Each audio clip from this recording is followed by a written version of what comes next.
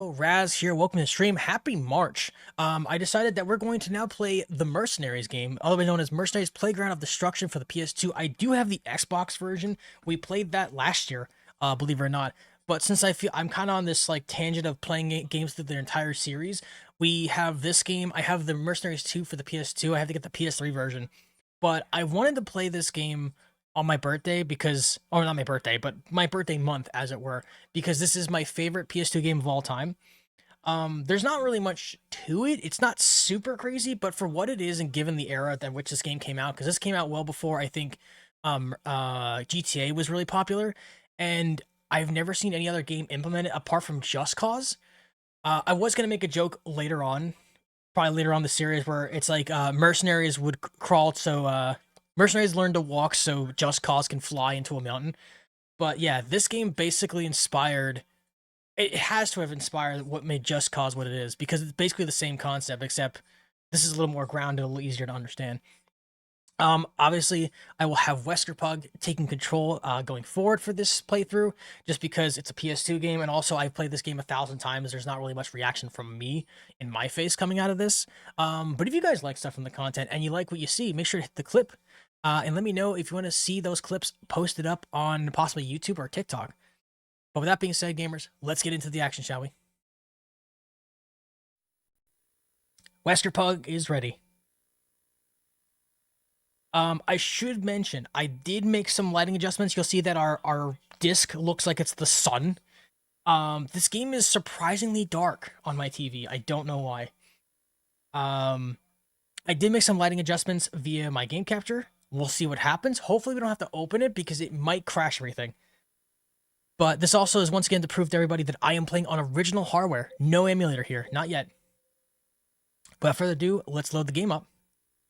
I did test this yesterday. It should be fine. I got through the first level with no issues, no lag. This game does kind of lag a little bit, just from age, I think. Or maybe that was just how it was programmed. I'm not entirely sure. But I hope you guys enjoy. But yeah, you'll definitely see some like odd lighting here and there. 2005, by the way. And for those who didn't see it, made by LucasArts. The Star Wars people made this game. So if anyone wants to contact him and say, hey, bring Mercenaries back and remake the series, I would love to hear that. Oh, and Pandemic, but I don't think Pandemic's around anymore. Executive Operations Incorporated in 2001, Executive Operations XOP is a private military company employing highly trained mercenaries. XOP accepts contracts from both governments and private interests.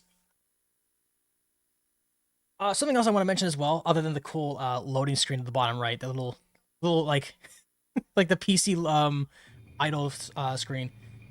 The PS2 version gives you time to read what's happening on screen. Whereas our Xbox playthrough, we had like 2 seconds to read before it loaded. So yes, the loading time will be a little bit longer here. My bitrate is confused.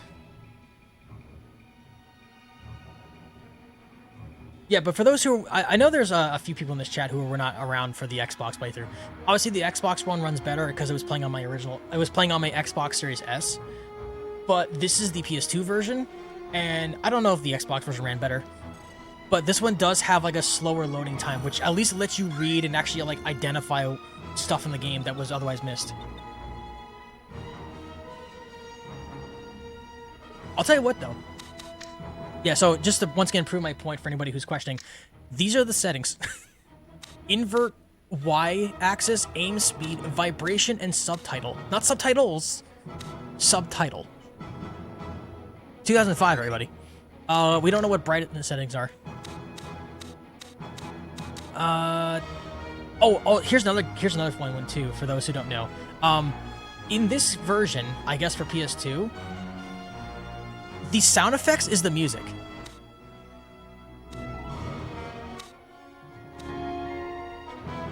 And if you go to music,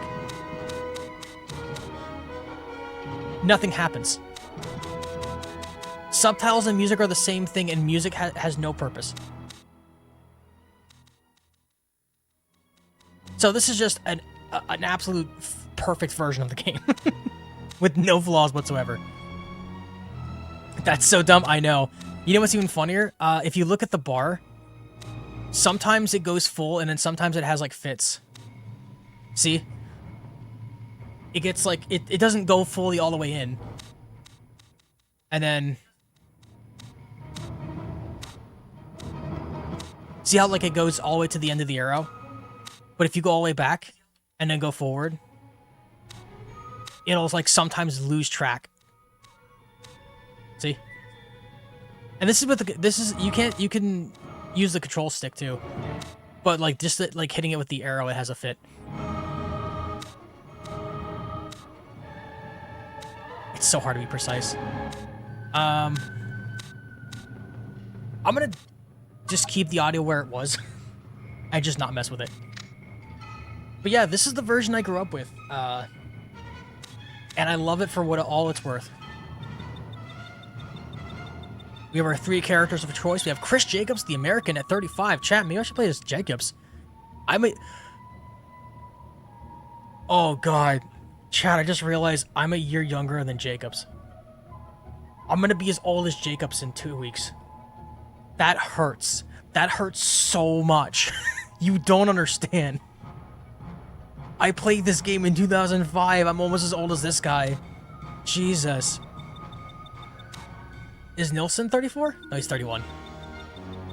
So, in my first time playing this, we played as Jacobs. In our Xbox playthrough, we played as Matthias Nilsson, otherwise known as PewDiePie. We're gonna change it up a bit. We're gonna play as Mewy. Jennifer Mewy, who's British. Thank you for the hug, Deku. We really need a hugging pug emote. So, something this game will not tell you, that you can only see in the manual, by the way, is each one of these characters has an ability. Their abilities are varied to make almost no sense half the time.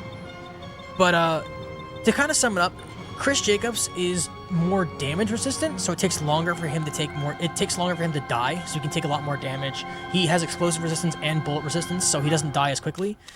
Nilsson is the fastest runner of the team. Basically, he's just faster than most people, which means he's able to dodge tank shells better than most, which is funny as hell to say. And then Mewy, get this, Jennifer, or Mewy? I don't know how to pronounce her name, actually. I think it's Mewy. But Jennifer here is the stealthy character in the game. Now, for the folks at home who have not played Mercenaries, Playground Destruction, this entire game's purpose is destroying about everything in your path in the most explosive way possible. And they thought, let's make the female character stealthy. In a game that's about blowing up buildings and tanks and planes and helicopters, they thought, make a stealth character. Why? Also, I think she's the most, yeah, she's the most seasoned of the group, too. We're going to play as Jennifer because I've never played as before, and I want to challenge myself in this game with a completely useless skill set. Alright, without further ado, let's get to it. Jennifer Mewy, British, 33 years with XOps 7. Mewy draws on her MI6 training to go undetected in hostile environments. This, combined with her extensive covert combat experience and abilities, makes her highly qualified for the North Korean theater. There is kind of a stealth mechanic in this game, but it's very rarely used because obviously, like I said, you're just supposed to blow up stuff. It's like trying to be stealthy in Just Cause. Oh, guys, get ready for war footage, by the way. I can't wait for YouTube to hate this. I don't think this is legit war footage, but it definitely looks like it. The Royal Australian Navy intercepted a North Korean freighter. Authorities alerted the moon after uncovering a cache of nuclear warheads in the ship's cargo bay. The warheads were intended for sale to known terrorist elements. Troops poured across the DMZ and into North Korea, intent on dislodging the newly installed regime. Obviously, the story is very fabricated after this point, but I think this is supposed to be real footage. The general posted bounties today. This I don't think is real. Deck of 52. I could be wrong. I have heard legends of a deck of cards being referenced for high-value targets before.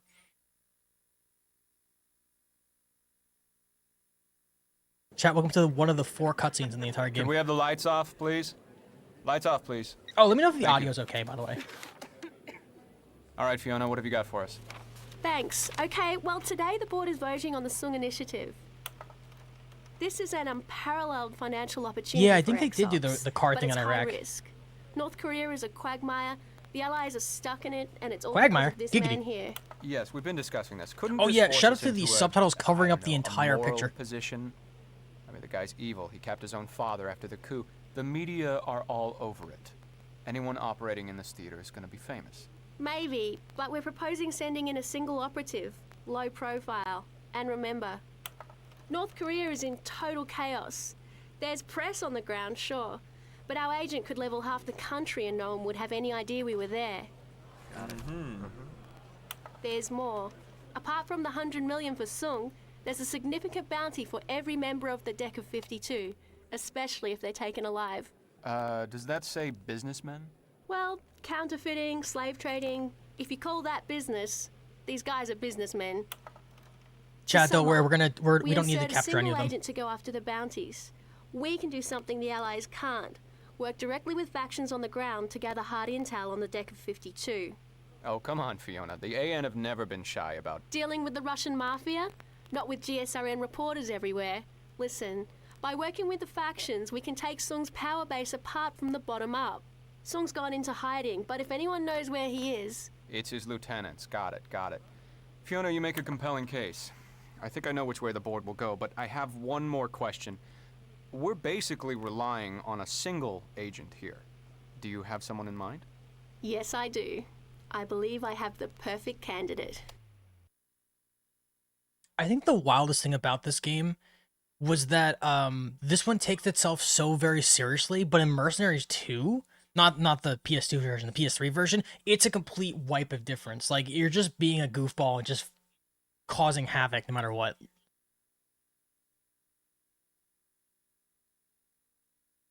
But yeah, this is the lore of Jennifer Mewey that you would miss out on if you're playing on the Xbox port version on Xbox Series S or X, because it skips by it so quickly.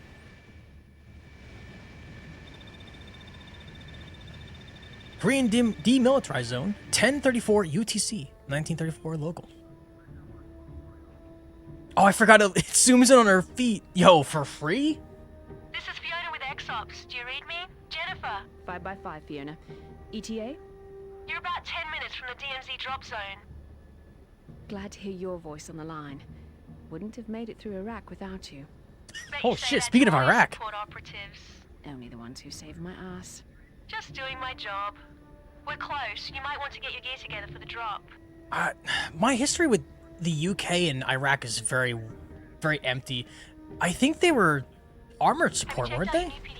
They're running Challenger 2s, I think. Transflective screen, high-res image, fast uplink. Don't worry, there's not going to be a test. Not true. I'll be testing it plenty in the field. If you guys couldn't guess, Jennifer's a no-nonsense kind of lady.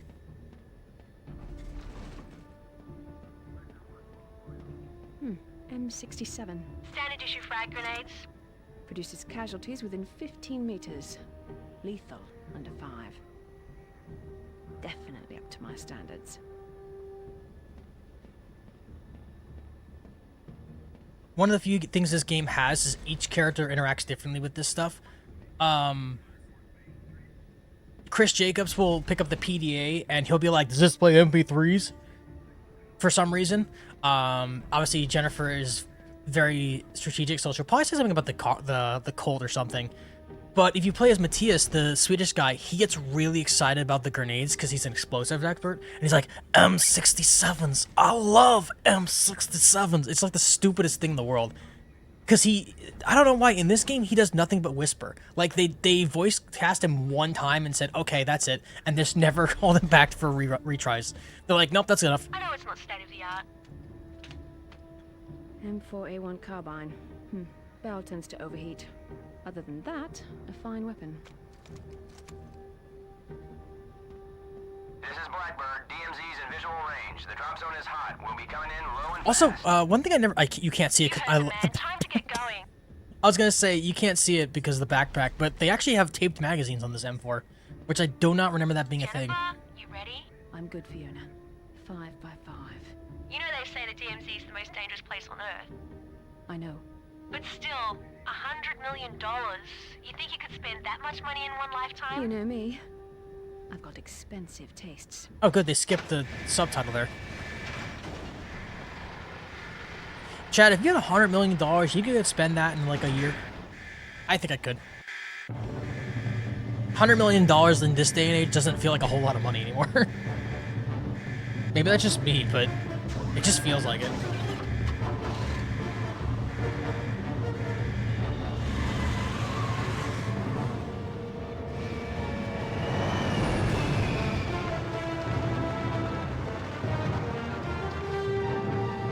But yeah, despite being made for this console, you'll definitely see a lot of clipping going on. And a lot of, like, slow movements, like, little stutters here and there.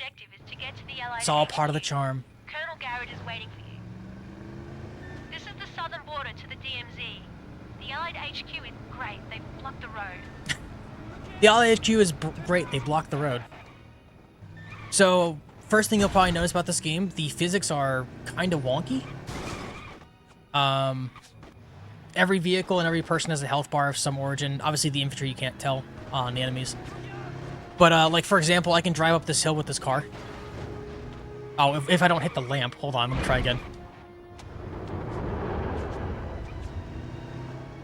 Oh, you also get money for running over the bad guys and blowing up their vehicles.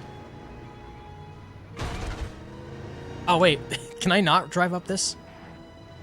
I should be able to. Oh, you know what? Maybe I'm approaching it wrong. Hold on.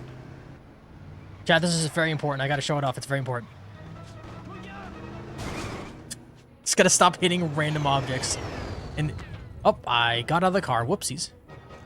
So clicking the left stick gets out of the car. I don't know why that's a feature. I forgot that's a thing. Alright, this time, for real. Yeah, so, oh, it didn't work. I'm not going fast enough. You get the idea, though. I was gonna make a joke about, like, screw gravity, but... I'm not moving fast enough to climb it. Hotter than we expected. Hang on while I patch into the Allied uplink. Damn, the North Koreans staged an assault on the Allied HQ. I'm hearing reports of intense shelling something in blew the up. area. Looks like it just in time Are there guys here? Oh, yeah, here they are. So I can honk my horn, and it'll draw in allies to jump into my vehicle. Now, depending on how long they take to get in the vehicle is debatable. My thing is, though, how accurate are these guys? Get the Allied soldiers Oh, into they're the actually vehicle. really accurate. Yep, I know how to summon vehicles. Thank you, Fiona. I just talked about it. So in the Xbox version over the port on Series S, the AI could not shoot worth a damn. They could not hit anything. But this guy's apparently a marksman. He's just invincible. Look at this. He's gonna wipe these guys. Look at. He's unstoppable, dude. He does not care.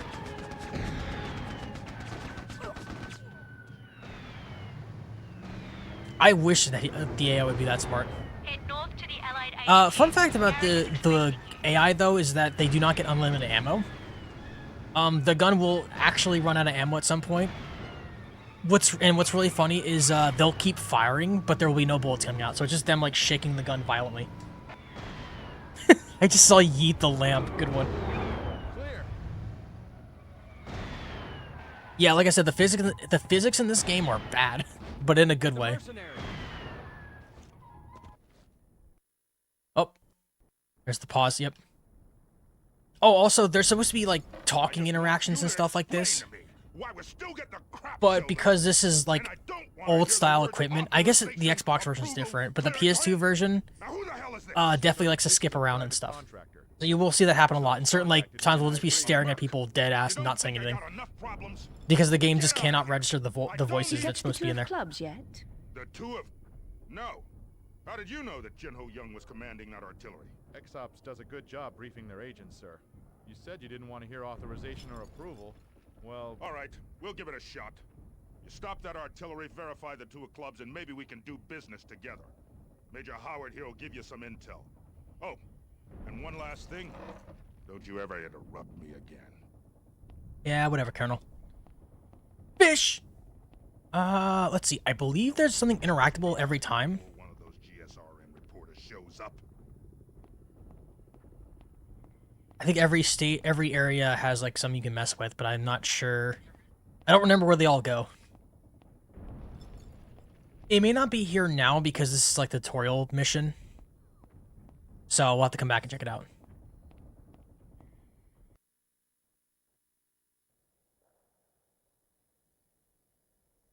As you could probably guess, though, this game probably won't take super long. Like I said, I'm not going to try to capture too many guys. The difference between capturing HVTs and killing them is that killing them is actually easier. Because all you got to do is basically take them out and then scan them with a camera and you get the money for it. But if they're killed, you get half the money you would have got normally. Whereas... Oh, sorry, sir. Get in. We're getting artillery, please. Whereas if you capture them, you get the full price, but the difference is that you have to knock them out and then basically like cuff them, and then you have to get them on a transport helicopter, which depending on where it is, can be very difficult.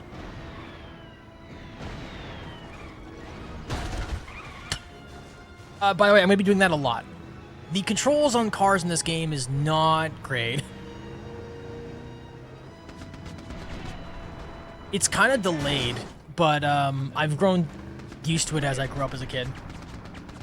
Plus, it's just funny to watch them bounce off of things. Yeah, so I can run this guy over. It's like, oh, look at that. The Allies love me for basically doing, what's it called? Roadkill.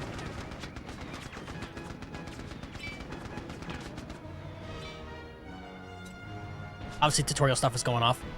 And there's our HVT. Try to take him alive, getting close to press square.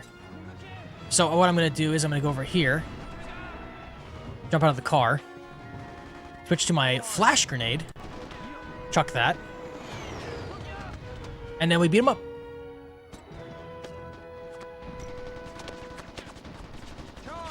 It's like butter, but melted. Yeah. It's still good, but kind of a mess. Also, I believe each character has their own knockout execution. Or capture execution. But it's only one. They don't have like different ones. It's just one individual unique thing. Limitations of the game and all that. So, since we captured this guy here... Oh, we can get his gun, actually. I'll take that. He can still die. So we have to be very careful that he's not in the line of fire of machine guns, explosives, that sort of thing. Tanks.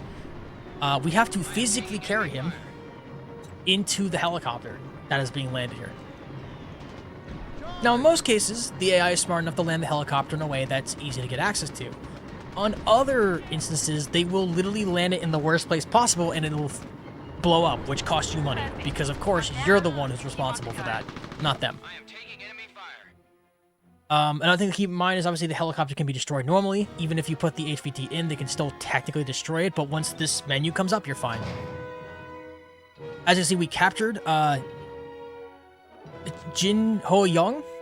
Sorry, my Korean's bad. You can see the bounty and payment. So if he was dead, we would get half of what we got here. That's the only downside. So if you capture them... Why is he shooting that truck? If we capture them, we get full price for it, but it requires us to get close to them, knock them out, not killing them, knock them out, cuff them and put them on the ground, then pick them up. Oh, sorry, cuff and put them on the ground, then call for extraction helicopter, hope it doesn't get blown up on the way over, and then we have to carry it over there and hopefully it doesn't get blown up. It's a whole process. Obviously here it's easy because there's not much really as a threat. But it gets worse as the game goes on, obviously. We do get access to airstrikes as the game goes on. We have the laser strike to start here just to kind of show it off. I think the three methods of airstrike are laser, smoke grenade, and satellite, I believe. Obviously, satellite is the easiest because it's basically just going into a camera site and pointing out on a thing. But that's usually saved for a lot of the bigger stuff. Laser's fine, but as you can see, I can move it around and it loses accuracy over time. If I keep moving or something, it'll like kind of mess with it. Other times, if we're getting shot at, it'll also mess up the aim as well. And then smoke grenades, it just says, good luck, and then you just go. Let's see, they should have an RPG over here somewhere. Especially I love the M4 carbine, which is great, but the RPG is just better. If you couldn't tell, the RPG is your best friend. You're going to be using this for 99% of the game, because you need to be able to blow up tanks and small armor targets. There is technically anti-tank, anti-air launchers, but they're harder to come by, and they carry less ammo. Locked and loaded. Whee!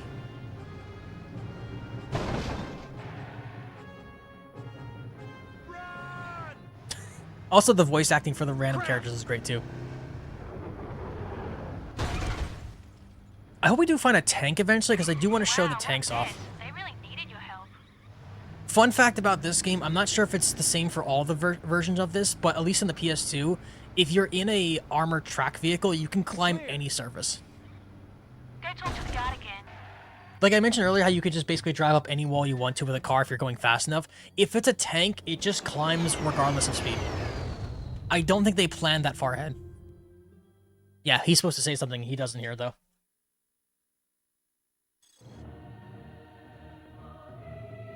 And there we go. We got some monies.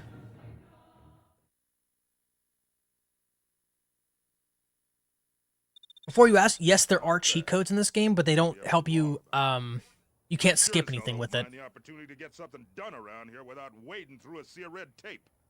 I may rely on you in the future. How's that sound? As long as the pay's good, I'm perfectly willing to jump in. Also, I love how the main characters' voices are always louder than the extras. This is Major Stephen Howard. I know you're here. You can tell that the commanders are just kind of like nice and subtle, and then Jennifer's like eating the microphone when she talks. Special clearance from us to go after them. You bring me enough intel, I'll get you that clearance. Speaking of which, you'll want to talk to the man leading, advising South Korean forces in the area. Company man called Buford. Knows more about what's going on around here than, well, hell, he knows more than he's telling, that's all I'll say. Probably already knows where Song is, the bastard. Now get out of here. I got work to do, come on. Let's see, is it the coffee thing? No? I swear there's something that's interactable in here. Get this merc out of here before one of those GSRN reporters shows up. Not the fish. Huh. I don't remember what it is.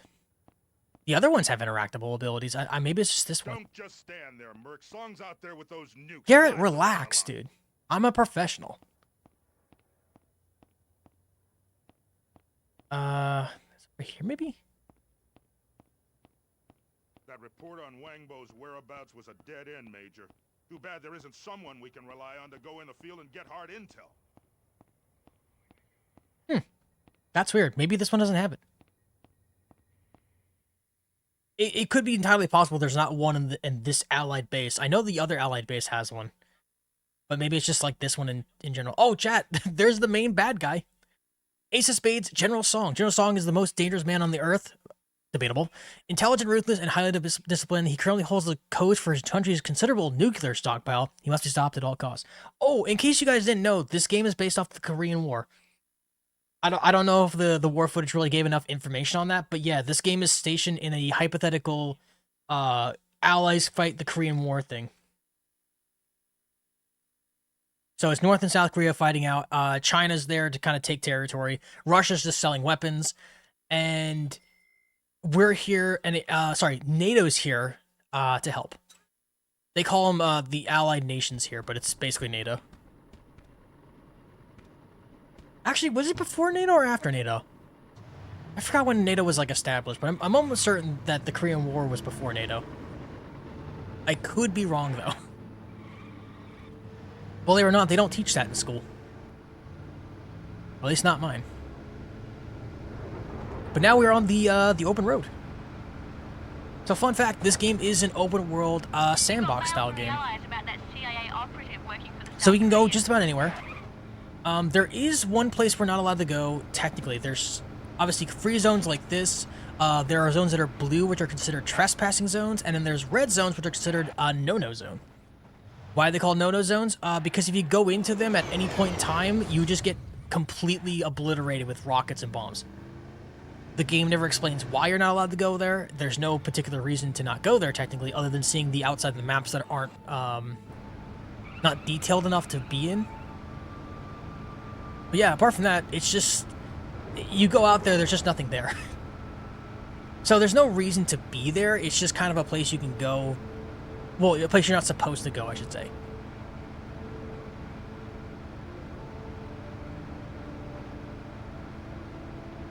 This game doesn't have a whole lot of collectibles, which is once again a reason why I would love to see this game remastered. Especially just the two games in general be remastered again. Because then they could do so much with like achievements and adding like small secrets here and there. But Yeah, I mean, there's not really much that happens outside of like the main story. You will see these dollar sign vehicles, and certain people that have dollar signs over their head. These are like little mini game challenges that you can do to earn a little extra cash. Fun fact, they're completely worthless. You make more than enough money just playing through main missions and blowing up random cars and enemy vehicles that these missions have no real purpose other than just getting a little extra cash here and there. I don't think you could even use them to get unlocked vehicles. I think it's just like, hey, you know, if you want some money randomly or you want to do something other than missions, you can do that.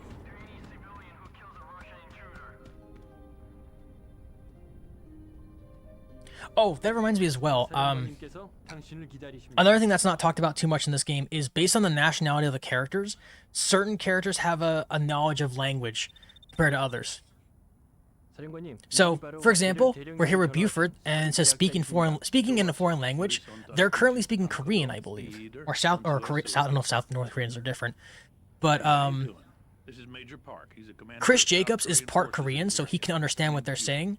Obviously, Mui is from China, so she can understand Chinese, and then Matthias, for some reason, despite being from Sweden, can understand Russian. Problem is, Langley didn't exactly supply me with a lot of personnel. Cash, It's a weird detail, but it's there. you'll get paid and then some.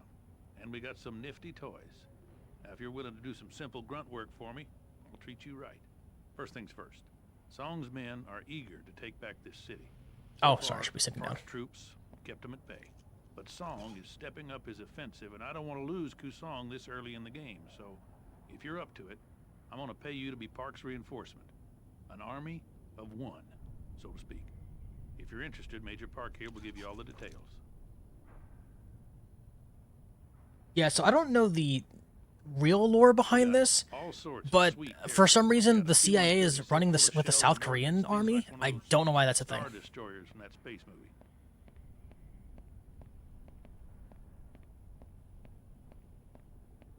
Here's the Pennsylvania flag. Don't tread on me. I don't know what this one is. You waiting for something? And I think this is East Germany? No, this is West Germany, I think. I don't know this flag that well. It's definitely German in nature, but I don't know it. Maybe Deku knows. Might be more inclined to know about it, but I think it's West Germany, if I recall. Bunker Buster.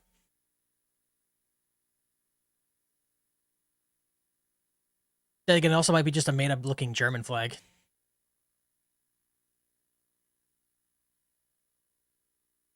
Chat, we do have an ad going in, by the way.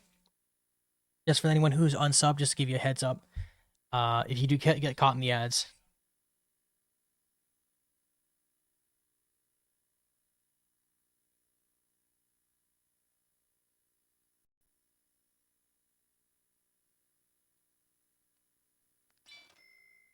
안녕하세요. 안녕하세요. What do you think? Is the game quiet? To work with this guy? Believe me, I've dealt with lots of blowhards like him. I've identified each defense point for you. They'll flash when NK troops are in proximity. You won't have long to get from point to point, so be quick. It doesn't seem very quiet to me. Troops are attacking the north defense point. Also, we're supposed to be playing defense, tower defense over here. Hold on.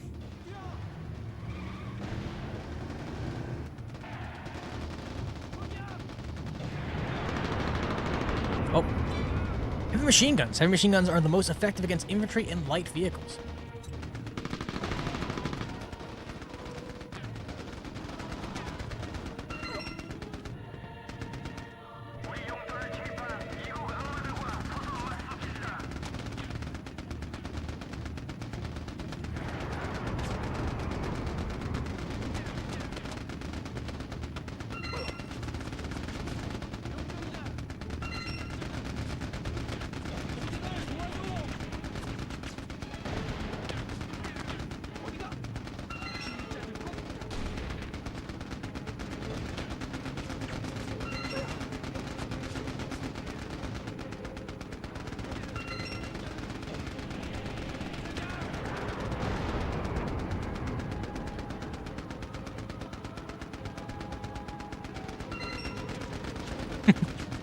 I love getting the driver. Alright, out of ammo. Ooh, very nice. Okay. I'm gonna borrow this.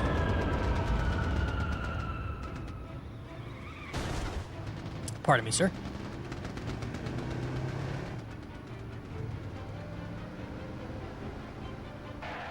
Yeah, but this is gonna tell me about, like, mounted weapons. Recoilless rifles are more effective against armored vehicles. 안녕하세요. These do not show up that often.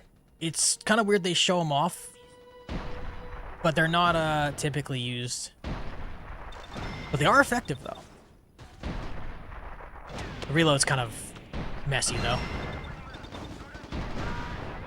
Also, you can absolutely blow yourself up with this if you're not careful.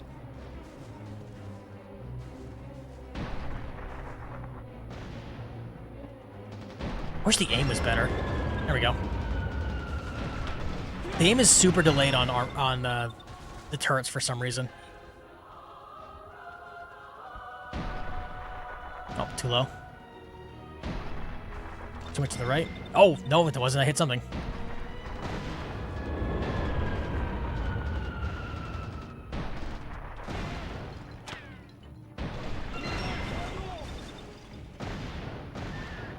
All right.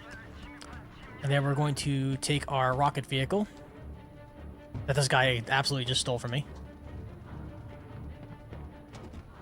Okay.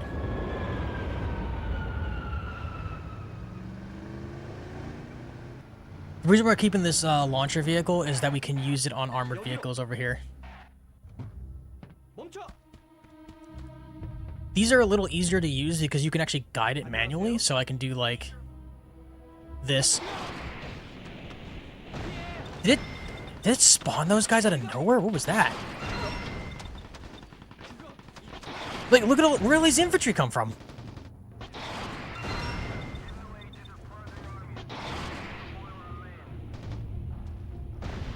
I did say this was easier to use. I must have been lying because this is really hard to use.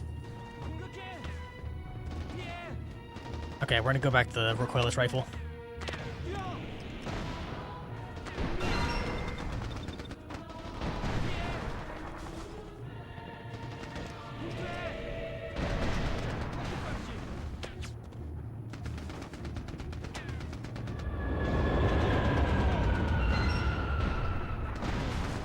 Gone.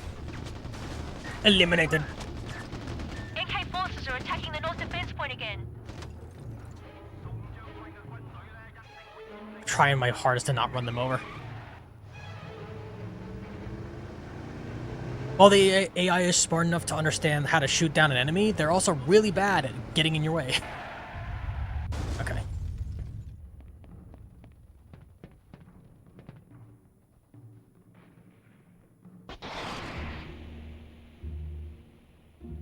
Also, the enemy tend to run away from rockets, if you can imagine.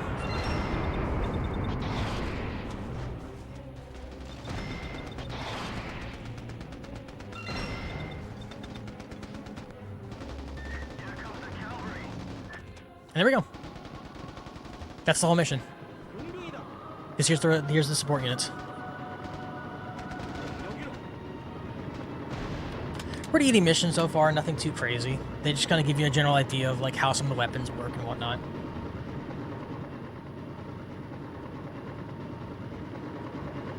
This is like a South Korean transport helicopter. We can actually get an American version of one of these that's green. The one thing that's also very weird about this game too is there are vehicles in the game that are unique to certain missions that do not show up in the store, because you can actually buy vehicles in this game. 136.68. Nice. But yeah, there are certain vehicles in this game that you cannot purchase. They are only there for specific missions. There are very rare vehicles you can find in missions that are not meant for you to use, but you can absolutely get access to them if you do the right thing for them. It's very strange. Oh, you know what? I should ask, has anyone played this game before? I'm sorry I didn't mention that earlier. I just forwarded you a message from a man named Yusuf Yurinov. Anyone here has ever played Mercenaries Playground Destruction? With the Russian mob. Dangerous, but almost certainly worth it in terms of Oh, they're still shooting at these guys. I guess there's still technically bad guys over here. Oop. My driving is astounding.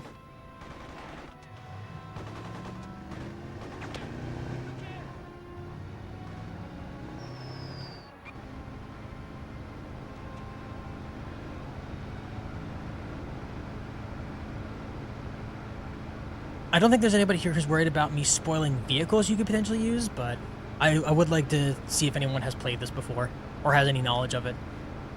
I find it crazy that, at least growing up, nobody talked about this game. You got into trouble? Uh-oh, what'd you do? Did you get in trouble for causing a war crime? Let's see, do I have C4. Oh. Sir, how dare you?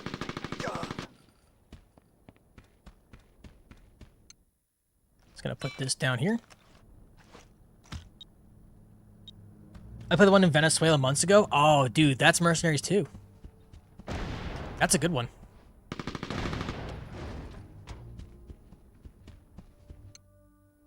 Believe it or not, Raw, I have the PS2 version of that game, which I can almost guarantee you have not played. If you did play it, I'm so sorry.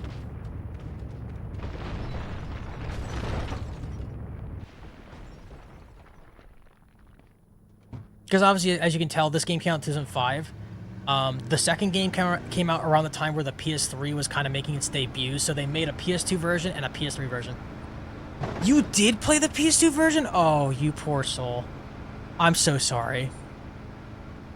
I played the PS2 version for the first time last year because I didn't know it even existed.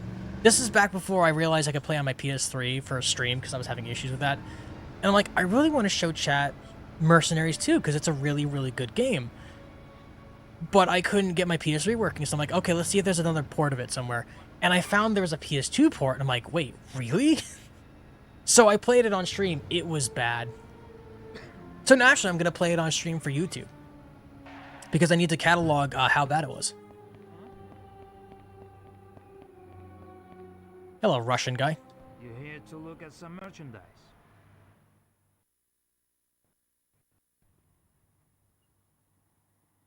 I promise you when we play the PS3 version, you're going to love it a lot better.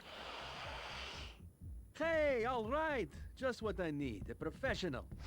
My name is Sergei Voronov. Got that nose candy, huh? Yosef. We run the discreet supply business around here. Everyone here needs stuff. Vehicles, weapons, you name it, and we supply it. I do love the fact that they don't look at you.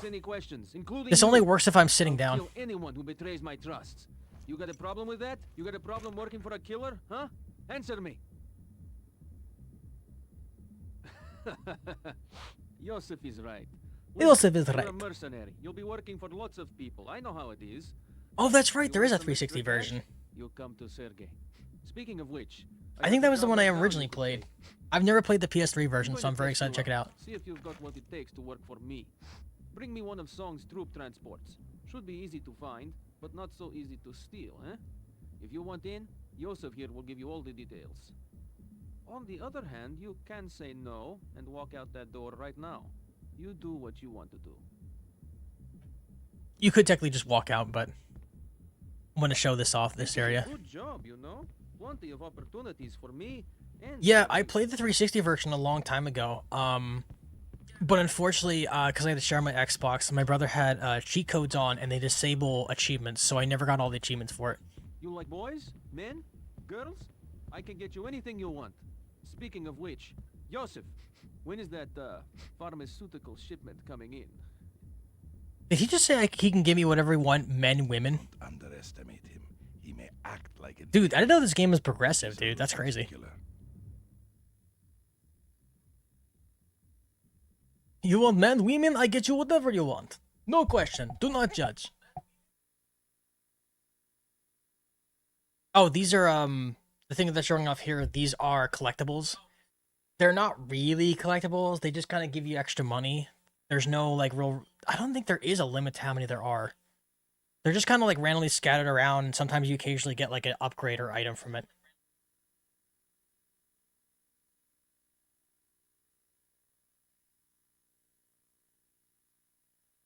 But yeah, Raw, absolutely. The 360 PS3 version of Mercenaries 2 is 100 times better. the characters are completely updated.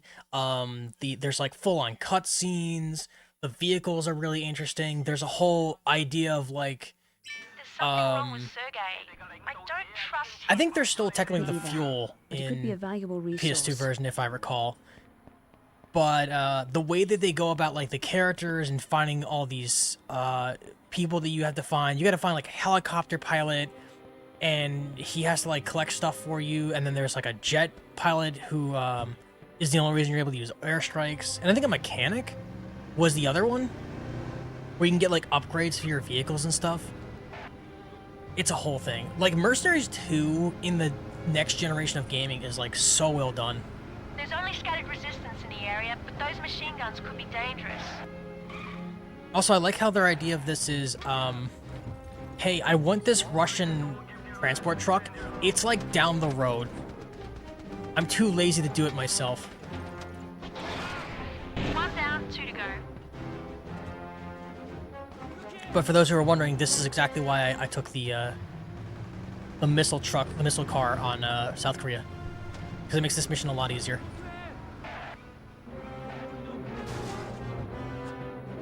Obviously, MGs are kind of dangerous, so it's better we get rid of them.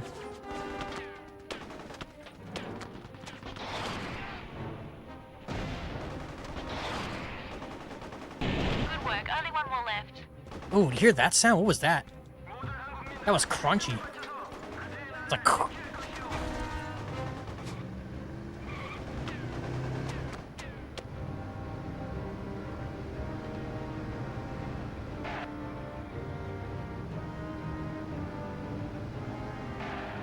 Get this guy here. But yeah, while we're doing this mission, I was mentioning earlier about the vehicles. There are vehicles in this game that are completely usable by the player, but are never something you can buy or find just lying around. You kind of have to like do some crazy stuff to happen. Grab that truck and you're good to go. Crunchy. Okay. Like technically mild spoilers for later on because there's like 2 full sections of this game because obviously there's 4 aces. In the second section, you can see Apaches flying around, like Apache American helicopters, that you're not allowed to use. Like, they're just kind of there, but you are never allowed to buy them or, like, use them at any point, but they are usable by the player. In order to get access to them, you basically have to set up in a way where you can hijack the thing, and then you just have a fully, like, powerful helicopter. The one thing I think that's really funny about that having the Apache in this game for that section is once you get it, you realize it's like the most overpowered vehicle in the game. That's what the Russians are after. Oh my god, please. There's no auto aim in this, by the way, so we're just sending it. It's just this circle. You can technically aim. Sorry, you can do this, which kind of improves your accuracy a little bit. There's also a zoom function, like for camera, if you need to like look far away. I don't typically use it. I just like to do this because accuracy is not a thing in this game. It's more of a suggestion than anything else. I forgot I have a melee button. Hey! I'm gonna arrest you because I can.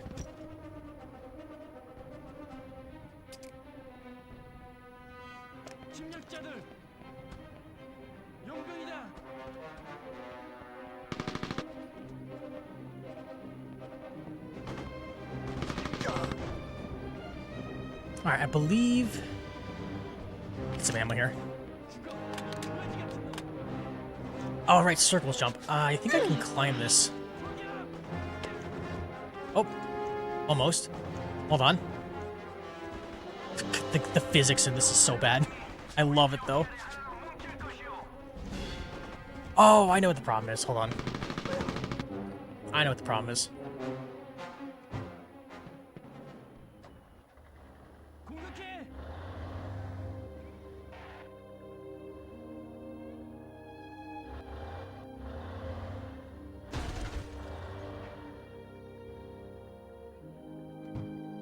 I believe if I do this... Hold on. The front, maybe? Oh, maybe I have to put it near the box.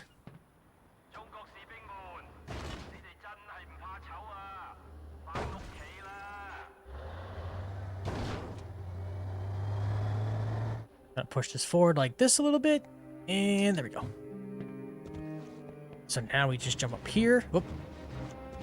Jump onto the truck. Go flying off the thing because there's no physics in this game. And here we go. Easy. There's one. There probably is a walkthrough somewhere in the world to find all those, but they're... Jeez. See that pallet go flying. But it's not really worth it.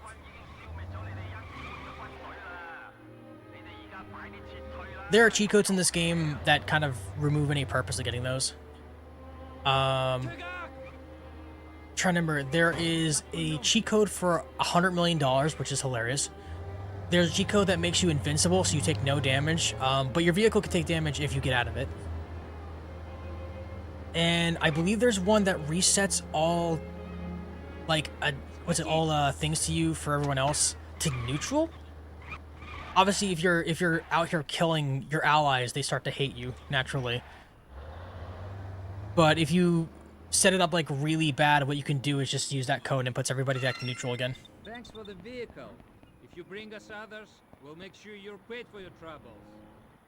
This is also another way to get money. You can bring in vehicles to the Russian mafia, and they will give you money by selling it to you. Problem is, it's not worth it. Now we got shop stuff, because now we helped out the Russians. Now they have the mafia shop here. Speaking of which, here's our map. The map itself is not very big. There are 2 maps in total in this game. This is the first section of the game's map for the first 2 aces. There's another one later on for the last 2 aces, including General Song. I don't know why they show you all the dollar things in this version. It's very weird. But you can zoom in. North Pyongyang, Pyongyang, I think. Downtown Pyongyang, East Pyongyang. North Korean Fortress. That's where one of the bad guys is at. Allied MASH. Not confused with the show. Nampo. Pyongyang Airport, where China's going, where China is, and we'll be heading there later. Jeju, a propaganda village, and the DMZ, where the Allies are. I don't know when they're going to show it to us, but there are other decks. There's other parts of the deck of 52 that are just kind of scattered throughout the maps. Once again, you can go and capture those guys or kill them, whatever, and they give you experience points leading into the ace contract, which is basically the boss battle of each ace.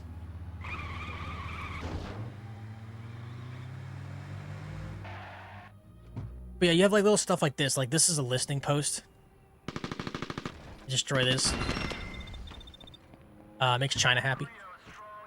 I think there is a thing in here. There's like a I'm trying to think of the word I'm looking for. Oh yeah, there's a help you can get as you do missions that'll tell you like where you can find somebody. If you're trying to find like a specific card. I'm trying to remember where. So this is our status. It even shows you like the guy that we're looking for. Tells you like the history of like what they've done here. Here's the faction thing.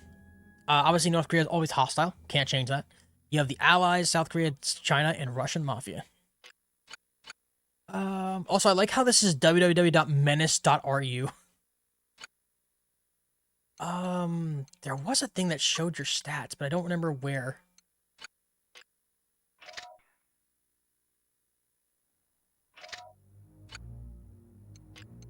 That's gonna bug me now.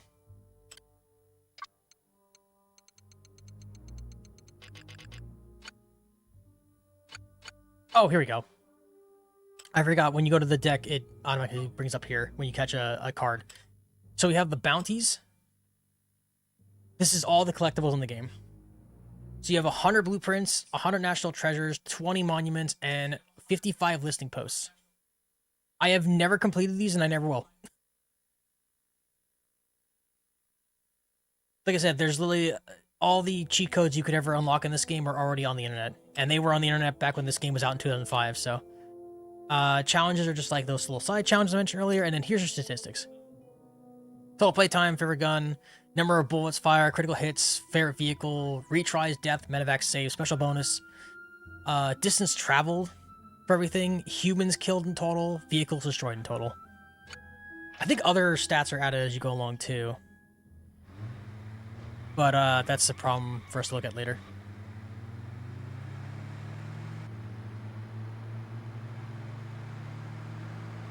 Also, I don't know if anyone's noticed how much I like this game because I've been literally not shutting the hell up the entire time. I have just been like nerding out about this game the whole time, explaining like every little detail of like how things work and like what you can do to make it easier on yourself and stuff like that. I have just been I've been yapping the whole time. I don't even let the main character speak anymore.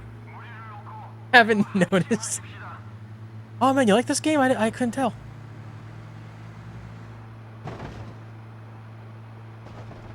So I'm gonna find like a rare vehicle lying around, but I don't remember exactly where they all are. I've played this game like over 1 million times too, and I don't remember where everything is.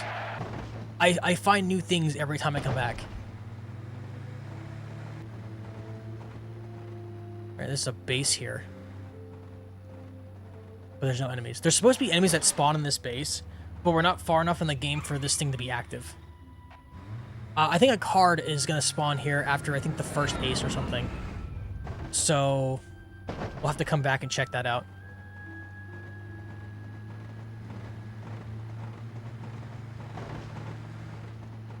Oh, wait, let me check the map again. It is to the right. I have made this mistake several times trying to get here.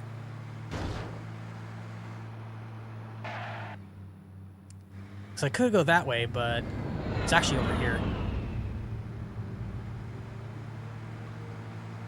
But this is the blue areas I was mentioning earlier. These are considered trespass zones.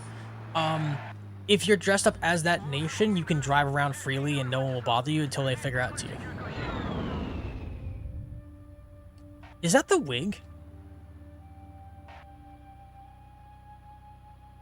Oh my gosh, guys, I think that's the wig. Deku, is that the wig from Metal Gear Solid? Hold on, I gotta steal a Chinese car. Hold on. You know what? I didn't realize it till just now. But that very much might be the same exact vehicle. Excuse me, sir. I don't speak Chinese. Well, actually, no, I do, technically. Oh, let me, get him out of here. No, get in my car. I need to get to, I need the flag to show up. There's a, yeah, so you'll notice at the bottom left where my shield is at, my health, there is a flag symbol that'll show up, and that shows that I am now hidden as a Chinese operator.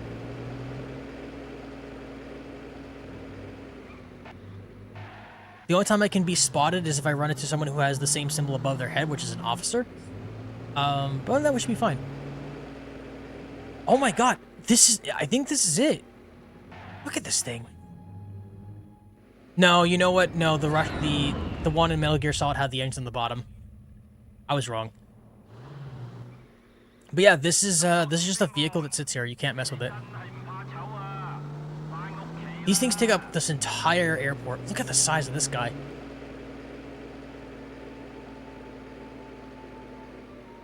And these are just here. Like, they don't really serve a purpose. They don't fly or anything.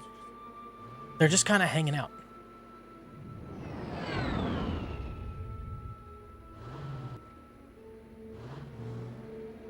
Here's another collectible, by the way. Which for some reason you can pick up in the car, which I never figured that out why. The reason why we're getting it now is because there is a mission involving us hiding it here to pick up an officer for South Korea, and it's really annoying to figure out how to get it that way. But there is something I do want to show off. I'm going to figure out how to do it, though.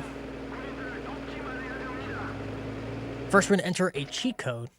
I know, we're cheating. Bear with me. Okay. I need to get over here somehow. I go around, actually.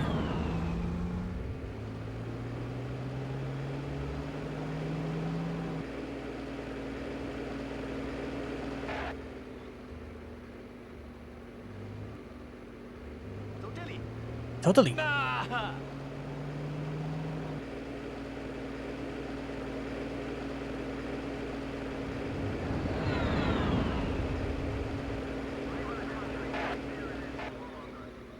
Where is it at?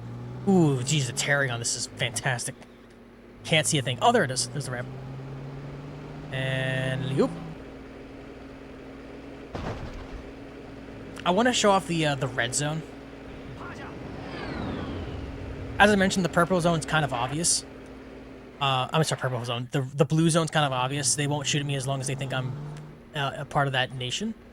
But the red zones over here, these are no-go no matter what.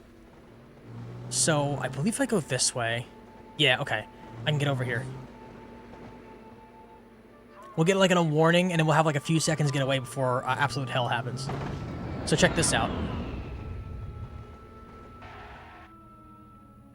This is Allied Command. You have entered a restricted area. Wait for it. Planes are inbound on your position.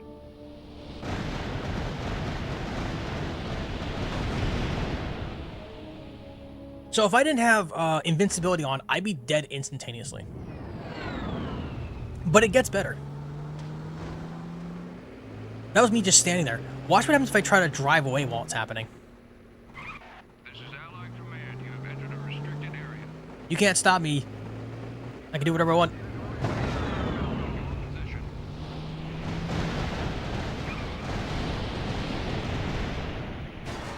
This is Allied Command. You have entered a restricted area. We're fine. Just gonna go up here and... But yeah, check out the F-35s. That I'm almost entirely certain were not around during the Korean War. But yeah, these are what I'm talking about when I say rare vehicles. Actually, these might be F-22s.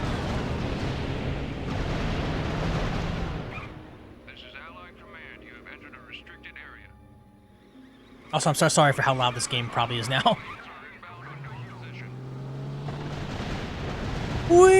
Oh, there we go. Do some barrel rolls. I think my favorite part is that this Chinese officer just doesn't care. There's just explosions going off everywhere, and just they do not care what's happening.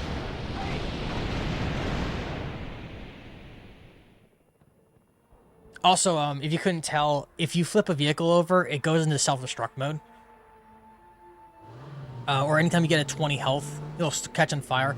If you're in the vehicle, it'll blow up and kill you instantly. You can technically get away from it when it happens, but it's very difficult.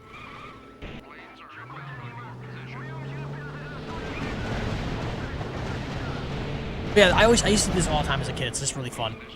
The one thing I never understood, though, and you might see it here occasionally, sometimes the vehicles will just hit the buildings.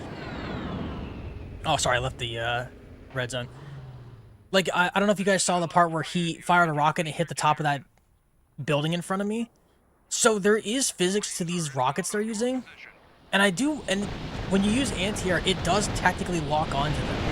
But they move so fast that you physically cannot hit them with a rocket. I don't know if they're technically destructible, but it is kind of wild. They just kind of spawn in, have physics of some origin, and then get away.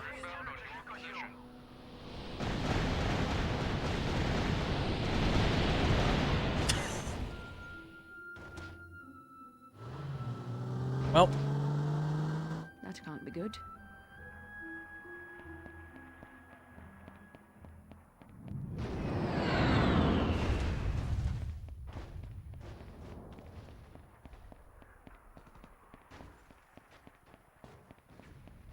Excuse me, sir. I wish to borrow this vehicle. Thank you. As you can see, they're not happy that I'm here because I'm not disguised.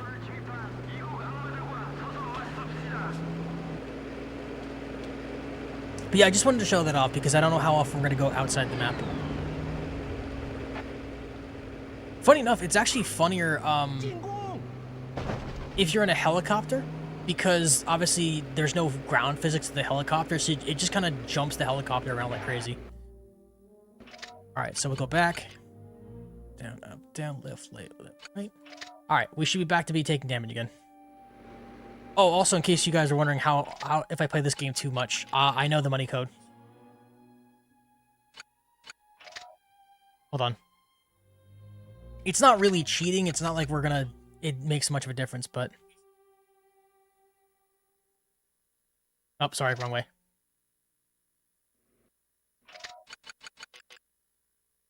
I did it again. Chat, this time for real.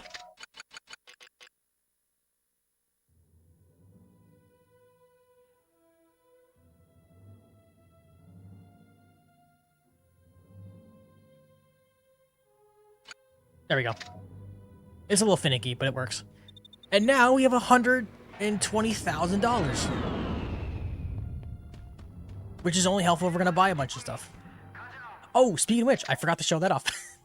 So this is the Merchant Menace. You can see there are 29 vehicles in total, 18 supplies, and 16 airstrikes. They are quadrupleized in Mercenaries 2. We got everything from like small cars, we can get access to tanks, helicopters. I think there's 3 helicopters in total. We have supply drops that give us weapons and armament. And then obviously airstrikes. So, this is where the fun comes in. Actually, you know what? No, I'll wait till we finish all the things here. I don't want to spoil it for anybody yet, how we're going to play this. Hello. Shh, don't tell. So Mew can speak Chinese, so we're probably going to understand what the commander in this area is going to say. You'll see it in the subtitles.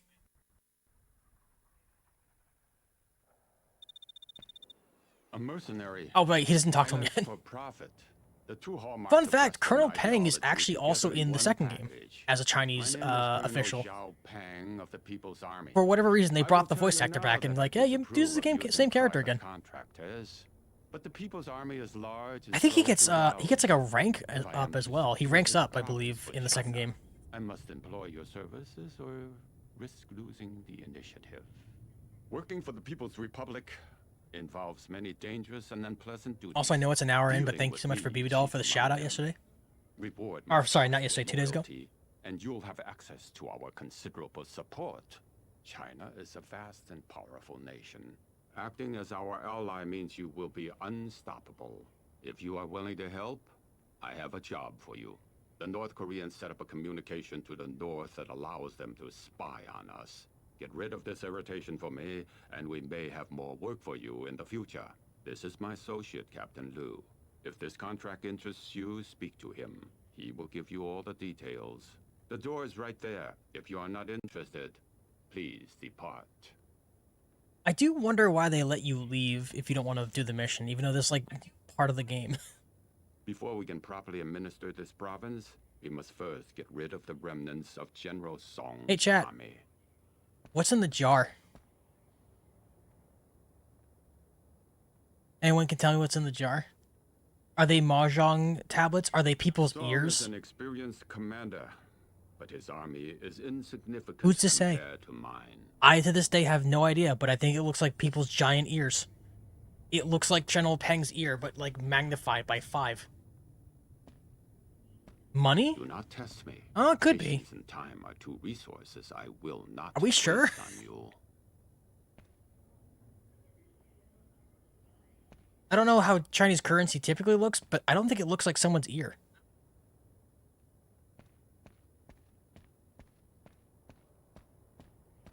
Oh, but here's an interactable, by the way. A swear jar. Yeah, so this is what I was talking about before. There are interactable things inside the base that you can mess with. We use it to run military simulations of the Some of them have them, I guess, and some of them don't. Oh, God, I left. I meant to do the mission. Sorry, let me go back in. Hopefully it doesn't explain it again. You may enter.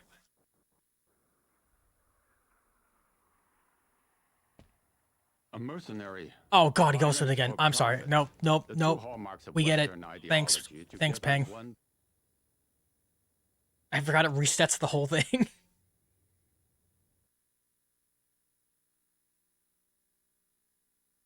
Check the Merchant of Merchants website. Often you'll unlock more items as you complete more contracts.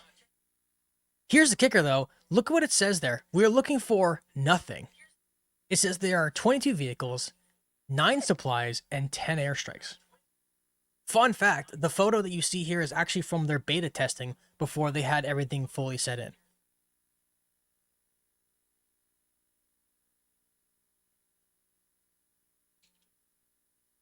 I don't remember it very specifically, but I do believe the Merchant of Menace was going to have a system where they'd be like, we're looking for a specific vehicle, and you could bring it in and get extra money from. I think it was originally canned because they realized that there was no point. Really? Oh, I'm sure he'll warm right up once you get to know him. Yes. Chat, you know what time it is. Oh, I forgot the turret. Yeah, tanks are great. Tanks are great for climbing and crushing on stuff, so let nothing stand in your way. Another example is crushing your teammates by accident. So remember that thing I said before about climbing? Watch this. Oh. Well, you know what? It would have been good if it didn't actually hit like the smallest corner possible. Hold on, let me try again.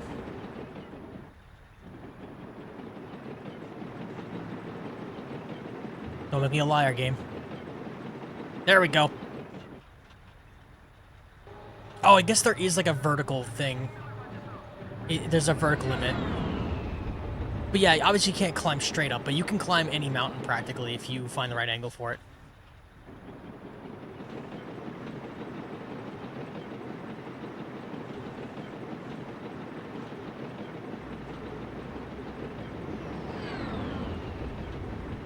Also, if you couldn't tell, tanks are OP in this game.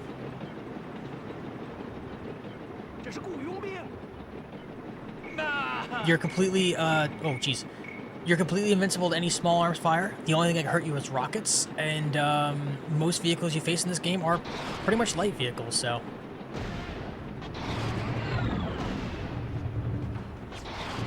I missed. Where are you going? Get back here.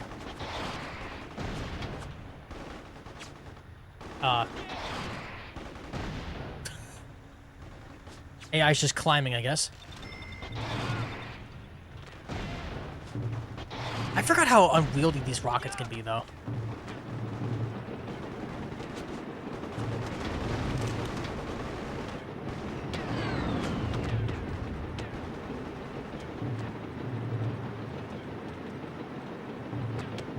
There's the museum. Destroy it. Excuse me, coming through. To equip a support item like the artillery, select the item from the support menu using the directional button. Confirm selections with R1. Hey, I just got an email from Chinese HQ. I've found the buildings they're interested in on the satellite imagery. Check out your PDA for the coordinates of each structure. So, the Chinese specifically like to use these, but we have smoke grenades that are used for artillery. Targeting for artillery are designated with the colored smoke grenade. Press R1 to throw a smoke grenade at a nearby location, then run before artillery comes down. Artillery is devastating but inaccurate. It's useful against buildings and clusters of targets. That's actually a lie. They actually lied there. Artillery is worthless. It is kind of fun to watch it fly in, but in most cases, it's just kind of useless. As we're going to see here in a second. Like, they're not kidding when they say it's inaccurate, because look how long it takes for them to hit anything. Nice. So I could sit here and throw artillery, or I could just do this. Which is a lot easier and more accurate.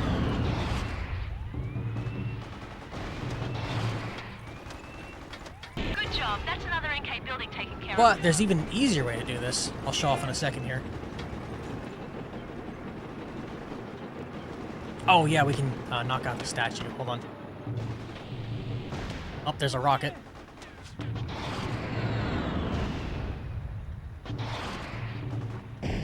Hold on. Perfect.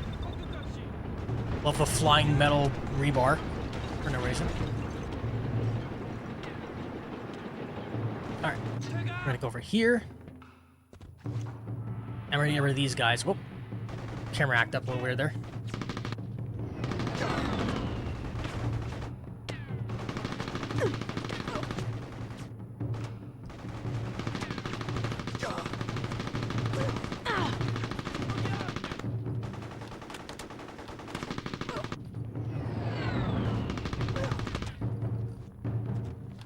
Gonna grab this real quick. There's one.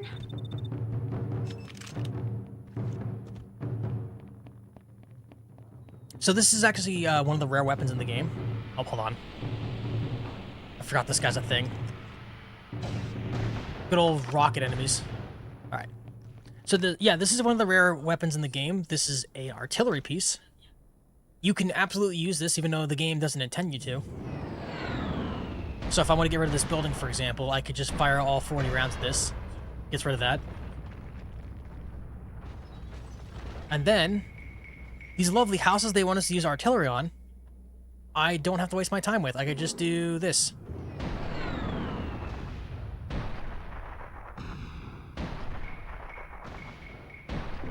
Keep it up. Obviously takes a few shots, but considering these are not weapons I'm ever going to use again, it doesn't matter if I waste ammo.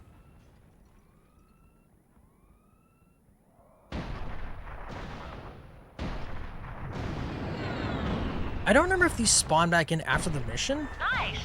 But it is kind of funny they just let you use these.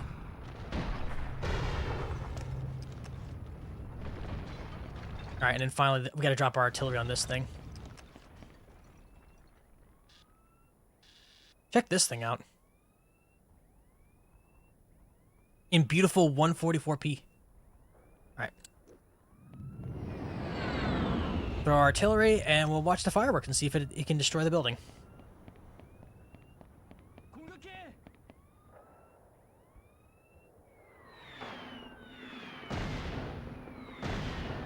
But yeah, much like what they said, you can tell it's very inaccurate. A lot of the times you can end up just getting hit by it. So I typically do not use artillery. But there is something fun you can do. We can't do it as of yet because we don't have the upgrades for it. I guess I'll play the field a little. Get to know all the major players before you commit yourself. Okay. So now we have basically done the tutorial part of this game. We can... Oh, sorry. The Russian Mafia operate a black market website called the Merchant of Menace. You can access the shop via the PDA by pressing the select button. Shortcut, you can also press the right directional button to jump straight to the shop. Which I always forget is a thing. Browse the shop, you can press X to place your order, and you charge once your order is en route.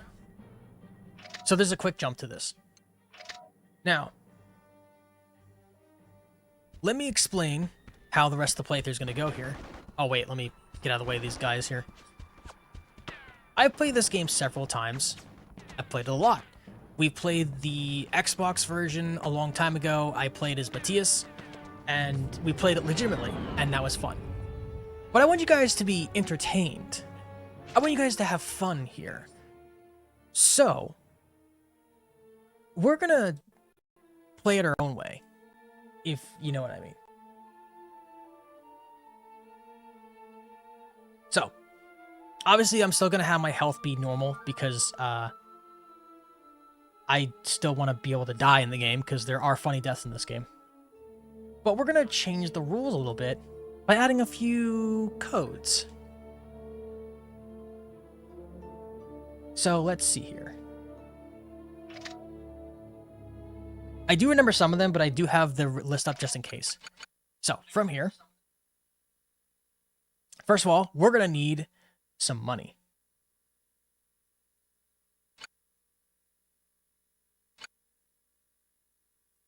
It's a few 100,000.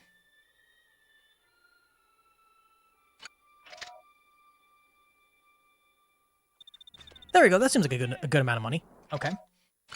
And obviously, we want to be able to play with everything at our disposal. So now, we have all the unlockables. Well, unlockables. We have all the vehicles, supplies, and airstrikes. So, here's my question to everyone here. Would you rather see me as Han Solo or Indiana Jones? Or should we play as Mui? To give you an example here, I'll show you what the skins look like. Obviously, we keep Mui's thing. I think she keeps her voice too, but I'm not entirely sure. We'll find out. So we have Han Solo. Oh, hold on, let me try again. Did it work? Probably not.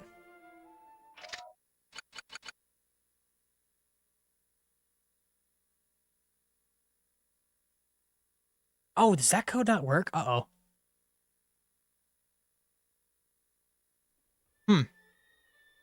Someone has written that wrong. Oh, maybe the codes don't work for that. That's weird. Never mind.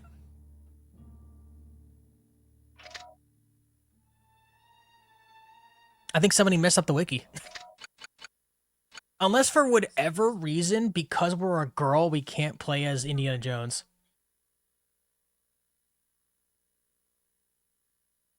Yeah, it doesn't work. That's weird.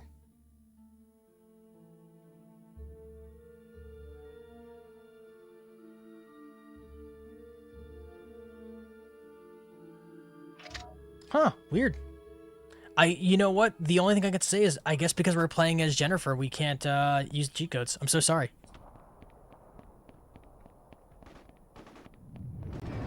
Sorry about that. I didn't know that was a thing. I swear they work. I'm almost certain of it. But for some reason, I guess because we're playing as a female, it doesn't activate. That's such a weird design choice. Still, we'll keep an eye out for collectibles and stuff and see if we can get the cheat codes manually. So keep an eye out for those little green boxes, the small thin ones and the one with the dollar signs on them. Because what we'll do is, what we can do is we can find a way to get the cheat codes that way. I guess that means I do have to get the deck of 52 like normal, huh? I guess I'll try to capture them. It's lame, but I do want the cheat codes, so.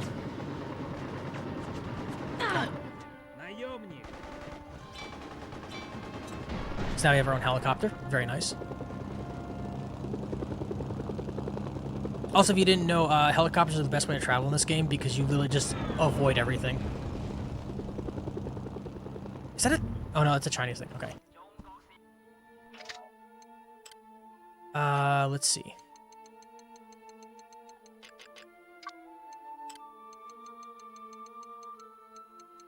Where's it at? There it is. Cheat weapons. Hell yeah, dude.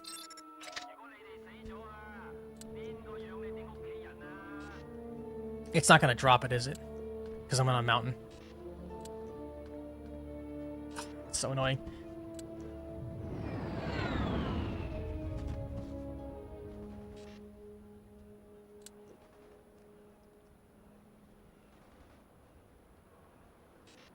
Okay. Okay, game. That's fine. Let me land. The game's not happy that I'm up on a mountain.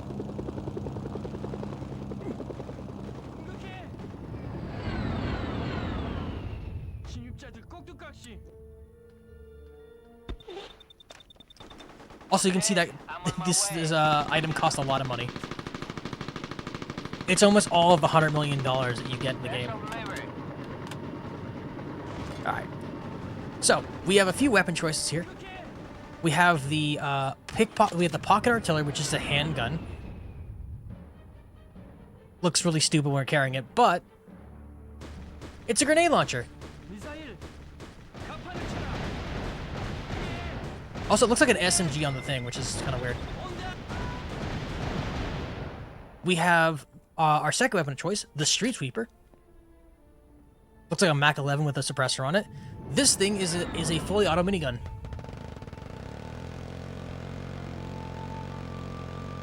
Very nice. And last but not least, we have the portable airstrike. Oh, I forgot to give you a thing for this. Where's it at? Portable airstrike.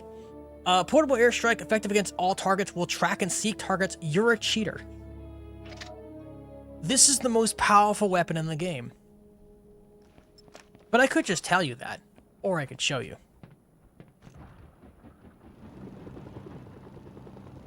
So let's.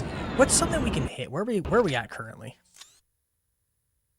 Oh, there's a North Korean base that just has this rocket's name on it. Hold on. Wait a minute. Gotta swing around a little bit. But yeah, we're gonna play this my way because it's gonna be my birthday month. Or it is my birthday month, so I'm gonna play this game exactly how I want to play it. I hope everybody doesn't mind. The only difference is that missions will be technically a lot easier to do, but also means we could technically be really dumb and break everything. So, it's a hit or miss situation. Oh, wait, it's in front of us. Also, I like how the rescue point is right next to us. Right next to the base. So here's the North Korean base. Very cool. We're going to land up here, because this keeps us away from the enemies.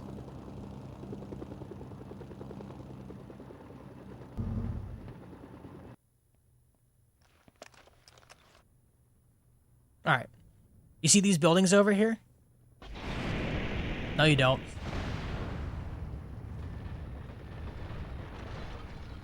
That building? Deleted.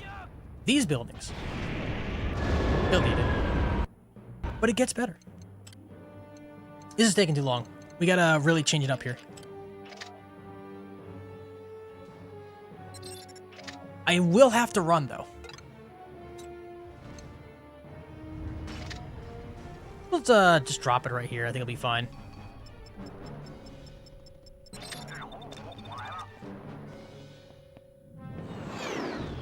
I don't think we're gonna get away in time. Oh boy. Oh, we did. Okay. Sorry, I was facing the wrong way. But yeah, that's the strongest weapon in the game. Ooh. Okay, we're fine. I think we're breaking the game. Hold on. 1 second. Oh, try to see the box. Hold on. Our quest to get the cheat codes. Hello. I'm gonna be really sad if I find out that the cheat code doesn't work because we're playing as a female. It's like, no wonder why this game failed. There's the F-22, I think. It is weird, it's just kind of there. Alright.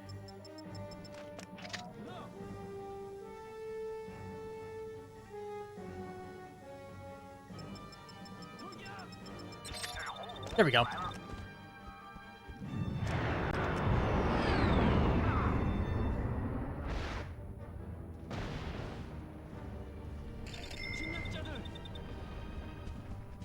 But yeah, that's the most powerful weapons in the game. Anyway, back to more missions.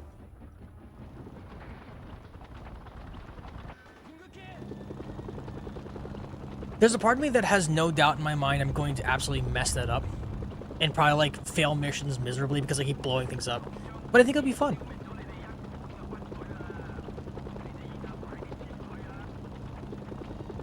Oh, you know what? South Korea's right here. We'll do this one.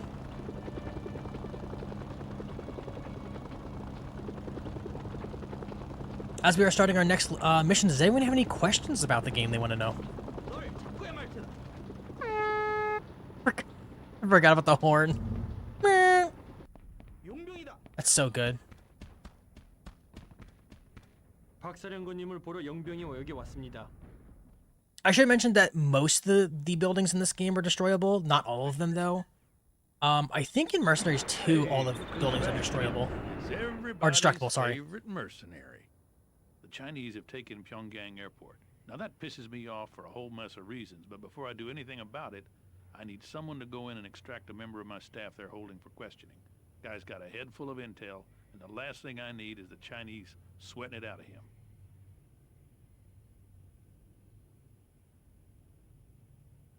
A lot of people want a slice of the DPRK's pie. Well, they've got to get in line. Oh, right, I gotta talk to him. So guys, remember that mission I mentioned earlier? How we have to sneak into that Chinese base? We're gonna try to do that. Also, I think before I end stream tonight, I will load up another file. Not another file, but I'll start up a new playthrough with one of the guys and see if I can make us look like one of the characters. It might just be the fact that we're female. I don't want to believe it, but it's very possible. I wouldn't put it past them to not program it around Mui. So I don't think a lot of people looked at Mew as a playable character. I can say this with confidence. I have never met a woman in my life who says I like playing Mercenaries. So until that day comes, Typical American ex-CIA burnout. Believe me, I just have to generally believe that they just didn't think any girl was gonna play this. The agent is being held in one of the hangars at Pyongyang Airport. Bring him back safely. Oop. Again, my driving is impeccable.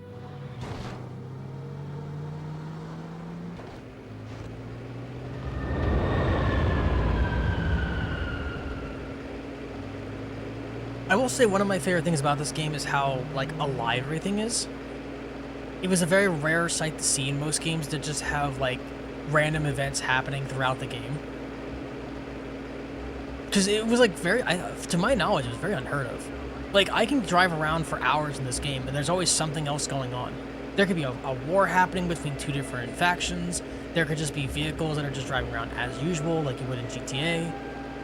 There could be like an enemy helicopter flying overhead that might try to shoot at you if you get too close. As you saw, like, there's enemy vehicles that are just around that'll just be like, hey, what are you doing? And start shooting at you. It is quite interesting. Not to mention there's like random bases strewn about that could have enemies just walking around, being pains. There's the Deck of 52, like I said, that are just kind of hanging out and doing their thing. So you could just be driving around, getting ready for another mission, and be like, "Oh, hey, there's a really cool tank I haven't seen before, and it's being used to block this one of the cards. I'll capture the cards and then use that tank in my next mission."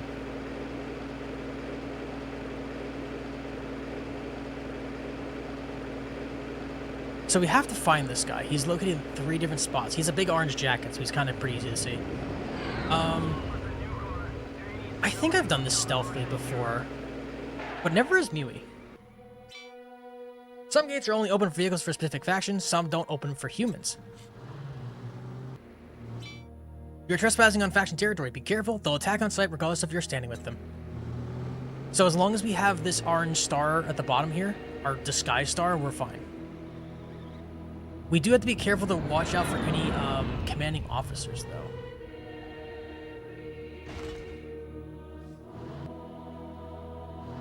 The agent isn't here. Totally. Gonna steal that real quick.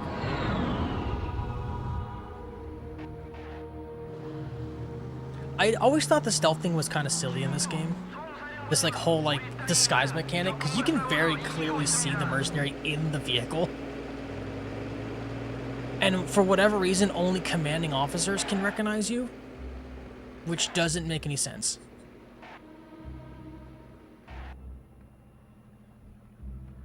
It's another one of these boxes.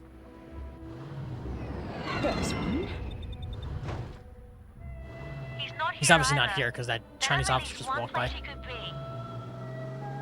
I do believe the place where he spawns is different depending on what circles you go to. But it actually might just be this one, I'm not entirely sure. It might have been just like, you know, nostalgia talking. There he is! Hey you, over here.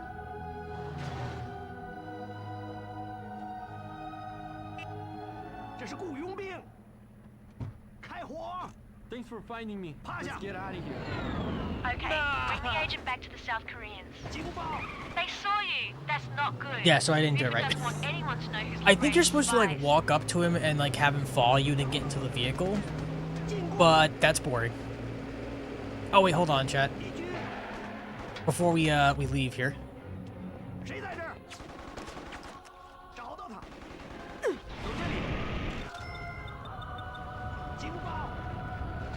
And just to prove these vehicles are indestructible. Oh, I missed. Oh wait, no, they are destructible. Never mind. I lied. My bad. I could have swore they were indestructible, but maybe it's just because I didn't have the right weapons at the time. You can't let the Chinese follow you back to Kaesong. Lose them. So if you do leave out the exit gate, you will have people tailing you. But if you do that ramp like I just did there, they don't chase you. Kind of a little thing they don't mention in the game.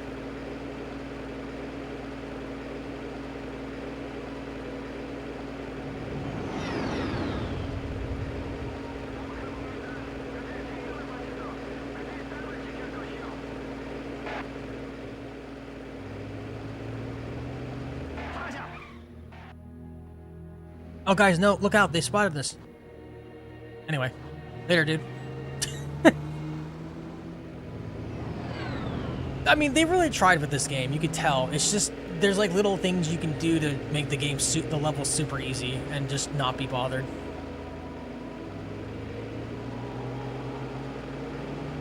There's a number card nearby. Check your radar for the location. How am I? I'm doing great.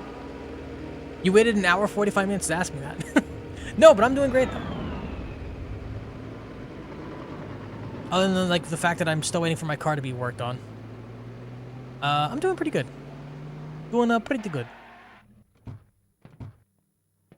So I know I could take this guy back, but before I do that, I'm just gonna take a vehicle that I would rather fly, because as much as I like the idea of taking this car over there, I'd rather just fly. It's easier. Ah, there we go.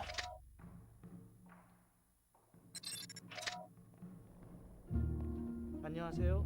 That was mentioned along the lines. Oh, that's just Twitch in a nutshell. Are you kidding? Okay, I'm on my way. Of course, it sends it after an hour and 45 minutes has passed. Special delivery. By the way, you can also hijack vehicles if you see a big circle at the bottom. I don't think you can technically do it on... 공이 울리는 게 들리는데.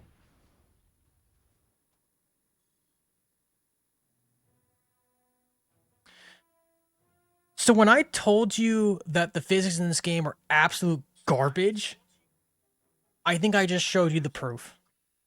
I love this game so much, and I would not change a thing. I'm glad you're well though. Yeah, I'm doing pretty good. My associate's not good, but yeah. So I think what happened is the helicopter must have hit some kind of physics bug with the gear. Helicopters in this game do not have good physics. If they hit anything, they go flying. I don't know why they made them as light as feathers, but that is a common problem that happens quite often. And you will see that happen very often whenever I try to pick up a HVT. I'm just glad you guys got to see it in full person right there. That was great. I could not have planned that if I wanted to. I like how it's just like, oh, hey, the helicopter's going to go flying, hit the ground, blow up the truck next to the guy we just saved, and then kill him at the same time. This guy Buford sounds like a real character. Alright, chat, for real this time. Also, I'll make sure to put the helicopter in a space that's not going to blow up immediately. More than my share. The agent is being held in one of the hangars at Pyongyang Airport. Bring him back safely. Why is this like random South Korean soldiers just hanging out here? But you see what I mean when I say this is like my favorite game of all time as a kid? This is my favorite PS2 game. It's great because it's fun to play. It's not super serious. Stupid crap like that happens all the time. And you can play this game 1,000 times over and it never gets boring. There's so many different ways to go about playing it. You can play around with all the vehicles. You can just torch all the buildings you want to just to make things easier. It's just fun. And it's not super complicated either. It's like, just shoot the bad guys every so often. There's a little side stuff you can do for fun, for money. It's not a very long game either. It's very easy to... You can probably finish it in... I want to say it's like at maybe 16 hours of gameplay. I don't know like the actual physical amount. Or sorry, what the average amount would be, but I think it's about 16, 14 hours. It's going to take us longer than that if I keep doing stupid crap like this, but hey, that's the love of streaming. I'm not here to speedrun. I don't think I'd ever speedrun this game. I've heard of speedruns of this game. I've seen them. They are very fascinating. It's just like, fuck. Yeah, sorry, no, I'm not gonna speedrun this game. I hate speedrunning as a general note, because I'm bad at it. Unless the game is actually built around it, like something like Super Meat Boy or like the Crash Bandicoot games and stuff like that, where there's a time travel thing. But games like this, where they're not typically meant to speedrun, I'm not a big fan of trying to do that. I think I told that story before. I tried to speedrun Sly 1. I did it for a weird YouTuber challenge. I was in first place for like 3/4 of a whole month, and then I was kicked down to 10th place, and I was like, what happened? People were glitching through the game to get better records, and the YouTuber just let it pass. By the way, remember when that guy was here before? He's not here now. The agent isn't here.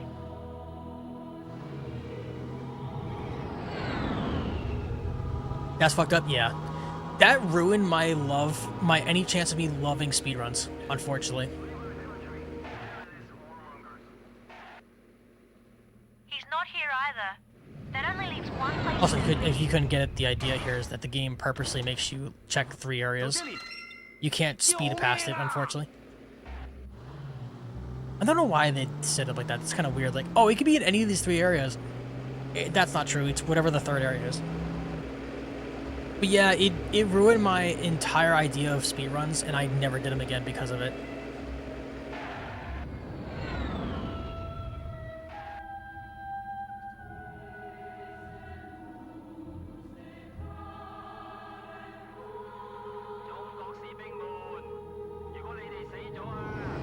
Alright, so he's probably in here now.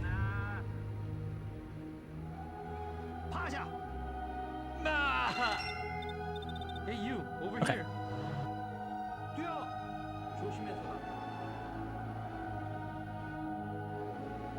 I need these guys away. Go. Get out of here.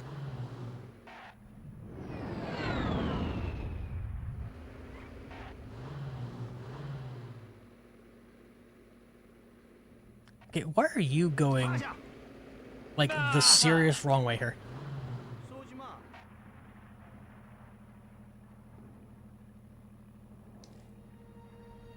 Yeah, thank you for getting rid of that. The Twitch thing, I auto picked it up. It like auto blocked him, and I'm like, oh, okay. Okay, I need to somehow.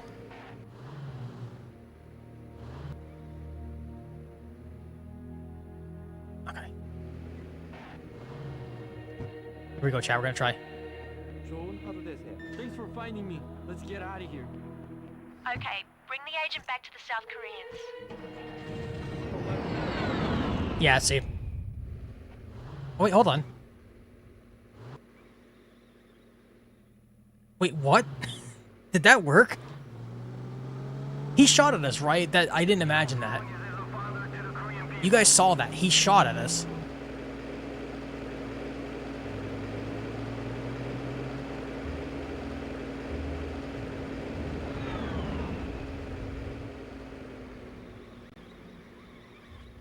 Hold on. Oh, there it is. How did I miss this all the time? The goldfish memory? Yeah.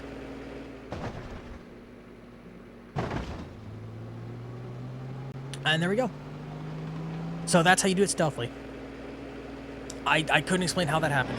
He definitely saw us. He absolutely saw us for like a millisecond and then just forgot. So I don't know if the game just didn't register what happened, or like it was as I was being camouflaged, so it just kind of reset him. Very strange, though. I mean, I'll take it. That's free money. That's extra money because he didn't get spotted. And because we're not enemies of the Chinese, they're not going to shoot at us. Chad, I'm going to drive this time. I don't trust myself to get there via helicopter in case it blows up again. Left turn.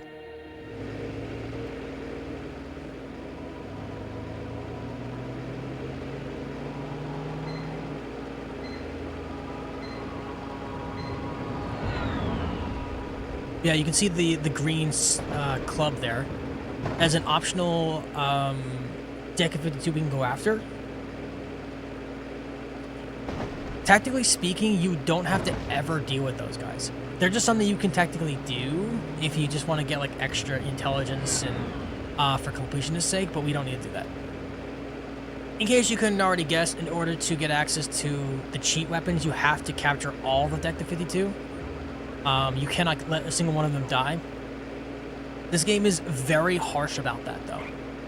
If for whatever reason, if you're trying to capture one and one of them dies, you have to shut the game off and turn it back on again. So hope you saved before that, because if you didn't, can't help you.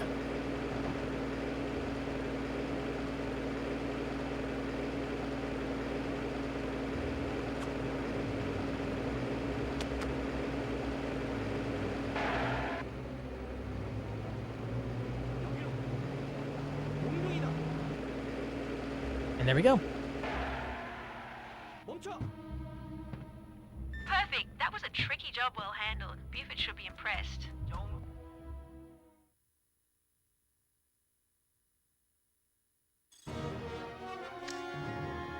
Oh wait, maybe I didn't get the bonus. I'm so confused. Sorry, I'm just doing that so I keep the helicopter. Whatever your last vehicle was, it'll spawn in a parking space, so you can use it for a mission if you choose to do so. It's very nice. They also refuel it and rearm it, which is also really cool.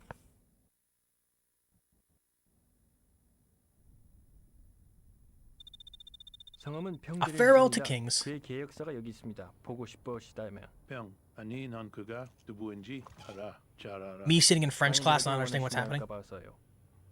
Hey, look who's back, Kim. It's everybody's favorite mercenary. Lee Choi runs his rackets out of Incheon, a city I got my eyes on.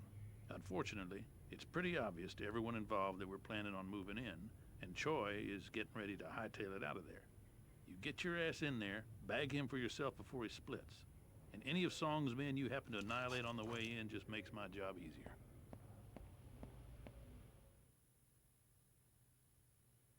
Yeah, I'm trying to remember. It's not in this section, but I think it's in part 2. They established that China and South Korea are enemies. Because South Korea is obviously trying to retain their country, and then China's trying to move in and collect stuff while the war is going on. So obviously South Korea and China are not in good terms. I believe the Allies and the Russians hate each other because the Allies are trying to keep the peace and the Russians are just taking out whoever they can so they can sell their goods. They got a little better about the whole like who likes who thing in Mercenaries 2. For the remade version, the better version. Boy, these North Korean generals really are a sweet group of guys. I've known worse, believe it or not. Just get Lee Choi, all right?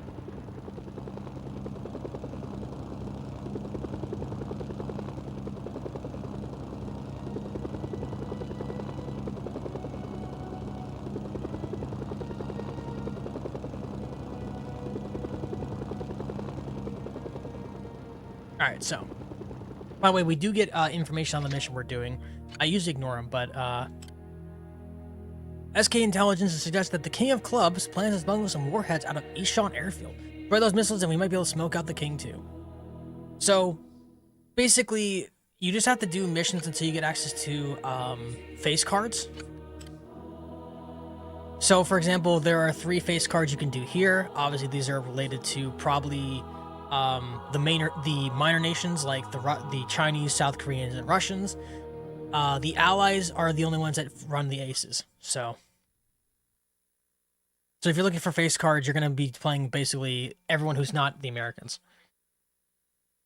As you get these cards, they'll unlock more intel, which will get you closer to the ace, which is the boss mission, if you will. Now, we could do what they want us to do here. They want us to take out these missile systems, but the problem is we have these jammer vehicles right here. So you have to knock those out so you can call in airstrikes.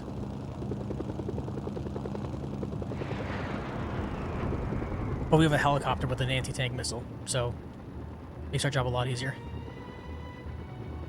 Alright, so we're going to make sure not to put ourselves in the line of harm's way.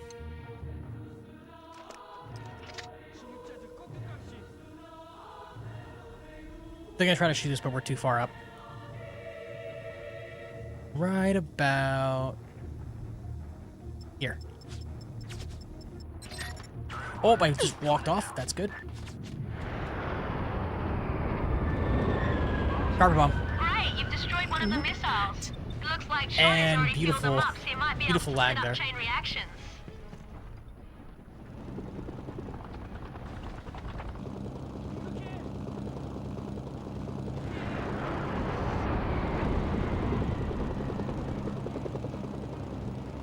Now, we could just keep using the stealth bomber things, but we actually have something that makes this a lot easier on us. It doesn't have to worry about jammer systems. We got a rocket.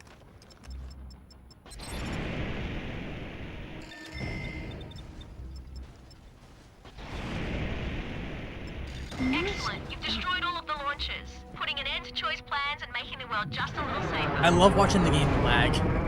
Lear's on the base somewhere, but you'll have to scout around for his exact location. Or wait until the helicopter lands. I like how the music stops, by the way. Find a way to either get up there or get him down. Gonna steal this helicopter instead, save ourselves the time and effort. So there he is there. Where's this enemy helicopter at? Not this guy.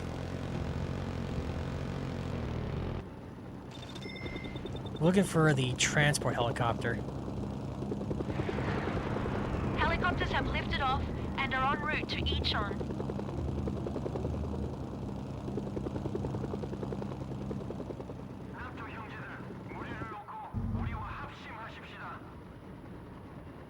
Oh, I think that might be the one. So that's another secret vehicle. This is the Mi-2 light attack helicopter.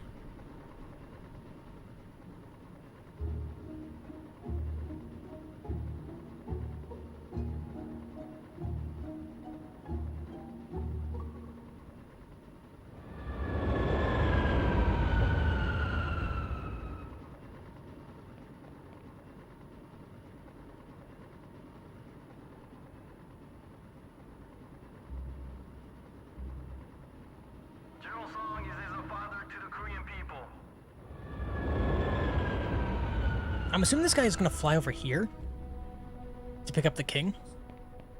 We're not going to let him do that. Because we're going to ambush him right about... Hold on. Wait for it.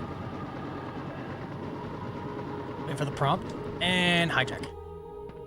Excuse me, sir. I'd like to borrow your vehicle. Thank you. And... Squish.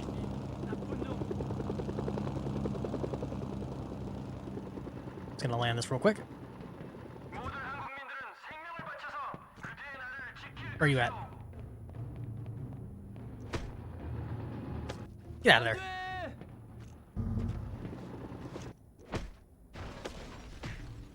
Oops. Guys, they put him in the ground, literally. Okay, he's fine. He's fine. He's fine. Don't worry about it. Roger, this is Expo 2. No, I don't want the... There we go. I see your smoke. I'm at the LZ.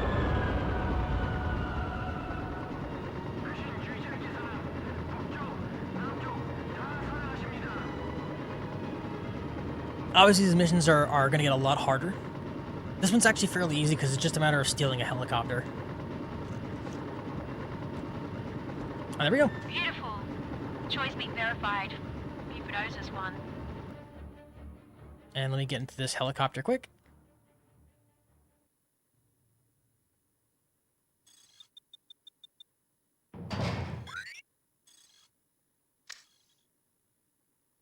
Nice. So this is the Mi-2 light attack. You cannot get this vehicle anywhere but this mission. There might be, I think there might be technically another mission that has them.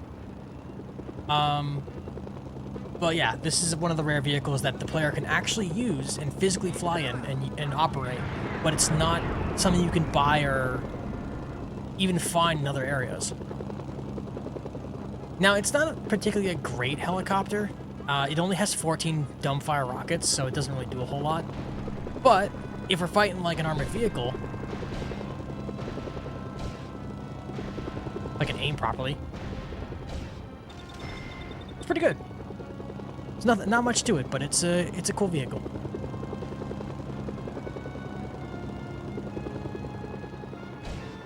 Oh, almost. I'm gonna snipe him. Hold on.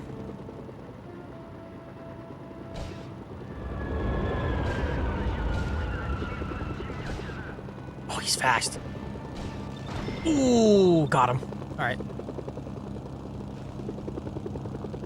Over to Russia, I guess.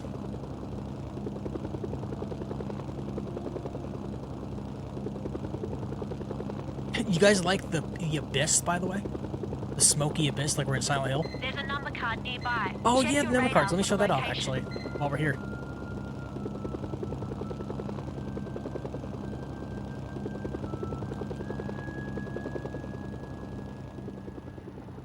So there's a tank we haven't seen yet. And there's 6 clubs. So, what I'm going to show off now is what happens if you don't capture a club or capture a character. Oh, hold on. If you don't capture a card, you can just kill them outright.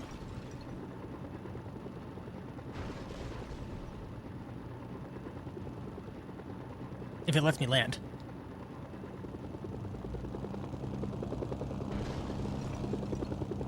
It won't let me out of the vehicle. Let me out. Hold on.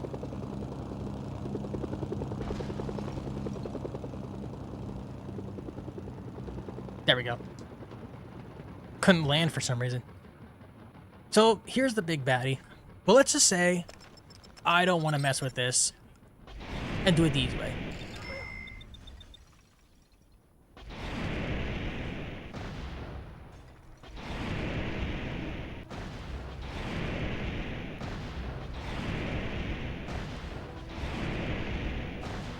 All right.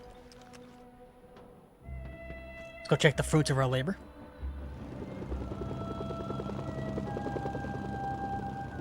Now, I think this vehicle might still spawn enemies. I gotta be careful here, so they don't steal my heli. But, oopsie daisies, we've accidentally killed our target. The good news is, we could just do this. We can scan him, like this, and we get the points.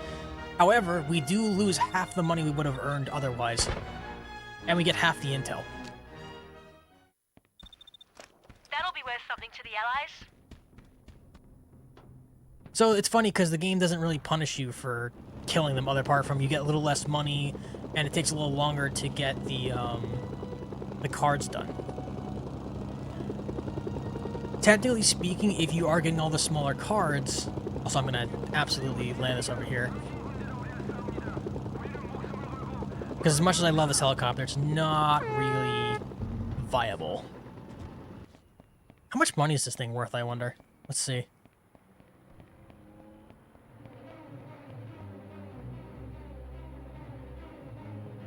Oh, does it not count? I thought that would sell it.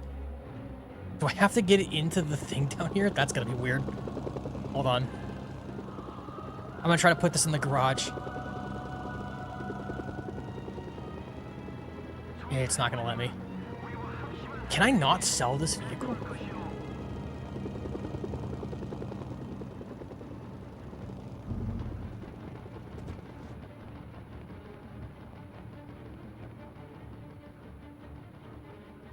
I don't think this thing counts. Let me try to goof it here. It might work, it might not. I might get the helicopter stuck, but that's fine because we just get a smaller one. I think I can live without this in my vicinity. Okay. I need a civilian car. Anything will do, that'll work.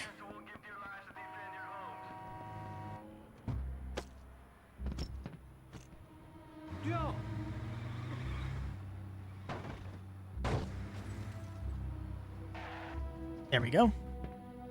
Now we'll take Oh.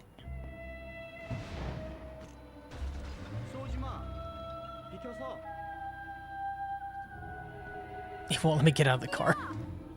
조심해서 가.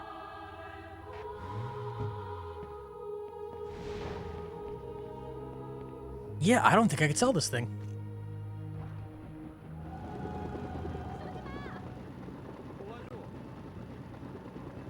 Interesting.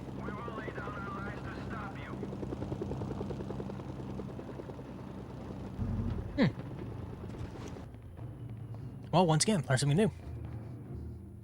I guess because it's not a vehicle you're supposed to be allowed to get, it does not count in the system. So I somehow lost... Oh, because I blew up the lady. Whoops. Наемники здесь, чтобы увидеть Сергея. Oh, I gotta head off. Thanks for stopping in, Raw. Hope you can catch us for the next one. I think our next stream is going to be Morari Requiem. That'll be at 9 p.m. Eastern as well, so make sure to check that out. I will have the face cam on, and you get to see me get scared of the lamp again. So definitely come and check it out with us. It'll be fun. But thank you for stopping in. Oh, also, we have more Mercenaries on Thursday, so we'll be doing that early in the day. So we're going to try to get a lot of it done on Thursday for this game. This is just kind of like a small filler game I wanted to do for March. Because like I said, it's my favorite game of all time for the PS2, and my birthday's in like 2 weeks, so. But thank you so much for stopping in. You want him? You keep working for me. We'll lead you right to him. Hope you have a great night. Speaking of which, I got the contract for you already. Did not.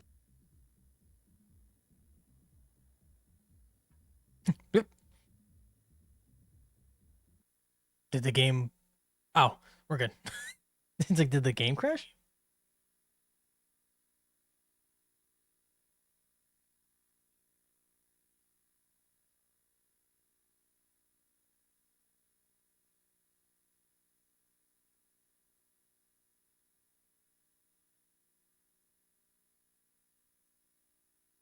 I think what I'm going to try to do is at least get to the first ace today, and then we could save Thursday for another ace or possibly 2 aces.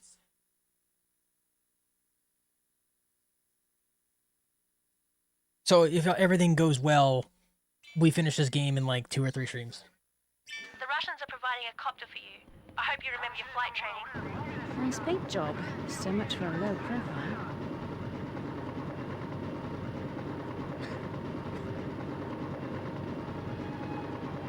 Yeah, so this is the first time you're supposed to get access to a helicopter. But we don't need to do that, because we already had one, right there. I am curious, if I leave this here, and then leave... No, okay, I didn't sell it. I could have swore you could... Maybe you can't sell helicopters. Very distinct possibility. We're just gonna steal this one. It doesn't matter, because they just want us to kill an officer for... like a Chinese officer, so it's like, eh. We have them elements for that.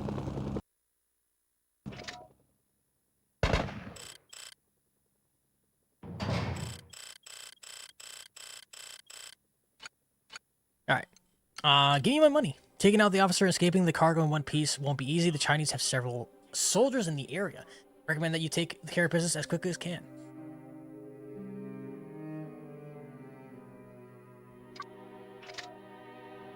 Oh, you know, we didn't unlock the ability to sell yet. That's probably what that is. The helicopter. Maybe. I'm not sure. Oh, well. There goes that box. I don't know why it... Oh, you know what? Because I didn't pick up the player yet. There we go. Hello. A little awkward. We made it. We made it work.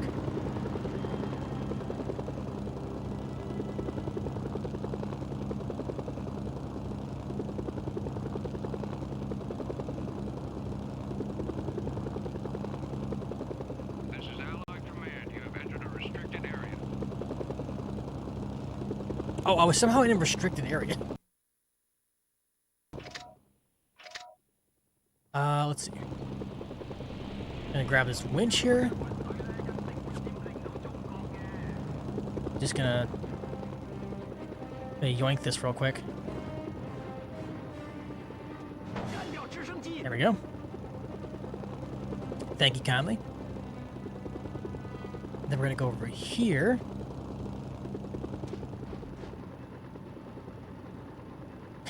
Let this swing around for a bit. Alright, and we're gonna get out here, and then we're just gonna, you know, cover up the evidence. Oh, there's civilians. Hold on. It's fine, we'll just do it here. That's one officer confirmed down. Chat, it's fine, they didn't see us do it. Never punished. I do love the fact that the winch turns any object you're carrying into a wrecking ball. I don't know why this is a thing that happens, but it's really funny. Like whenever you take off with something you're carrying, it just likes to spin it around randomly.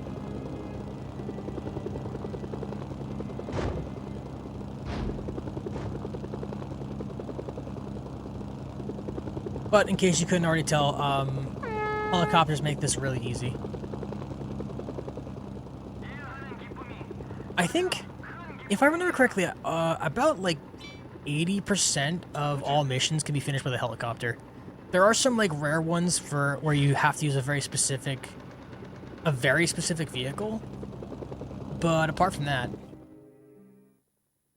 and obviously because we returned the helicopter, Contract complete. That should keep we should be fine. Yep, we get the bonus for the helicopter. So once again, I gotta test this just to be sure. Oh, by the way, the Russian helicopter's still here.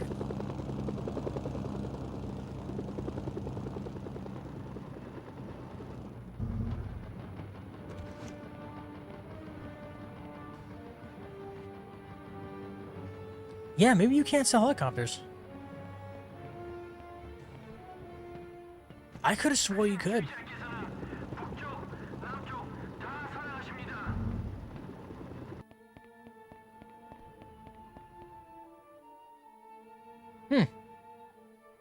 Interesting. I might have to look into that. I'm not sure if anyone else knows about that, but I could have swore you could have sell helicopters, but maybe not. Well, I guess we're keeping the MI2 until then. Until something better comes along. That I'll absolutely probably lose at some point because I'll do something stupid and run into a wall or whatever.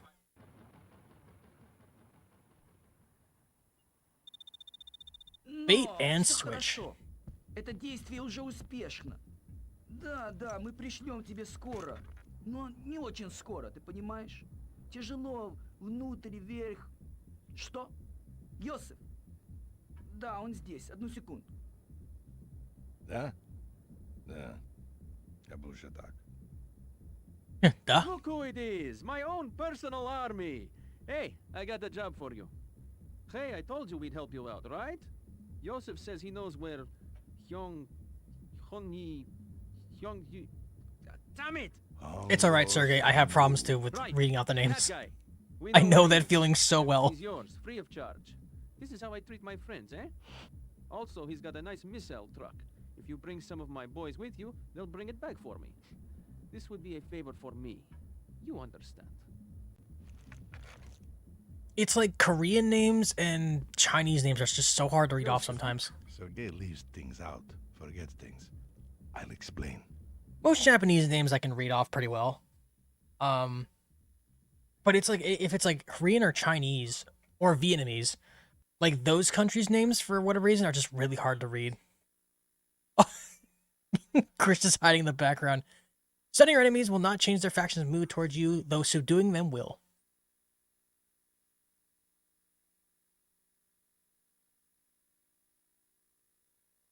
Fun fact, you can't see Chris's eyes in his model when playing. You can only see it in this photo. For whatever reason, they made it impossible to see his eyes. He look at the thickest glasses ever, or like the shading is like so heavy you can't see his eyes in it. On most versions.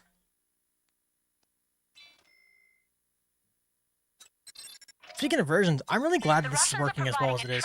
And some soldiers for you. Say, that truck looks familiar.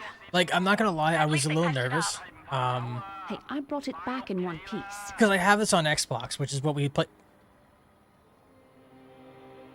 In case you couldn't tell, this vehicle is not meant to have a player in it. There's no hitbox for this. I was a little worried at first about playing this on PS2, because as I mentioned before, I had to mess with the lighting settings and whatnot, and I wasn't sure how it was going to handle it.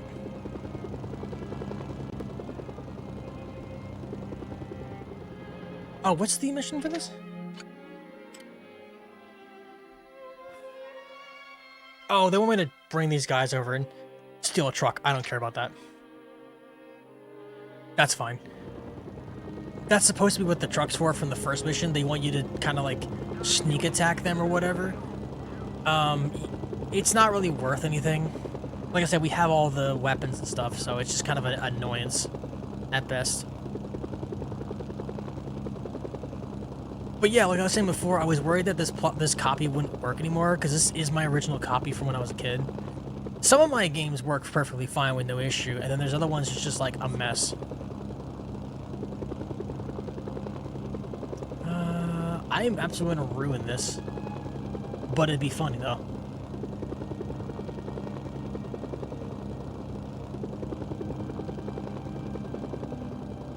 We're going to clear the path a little bit. Oh.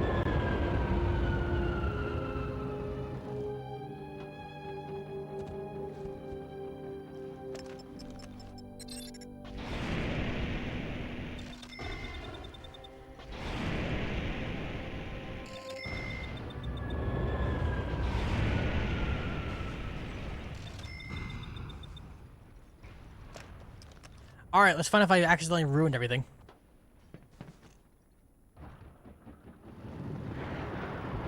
There we go.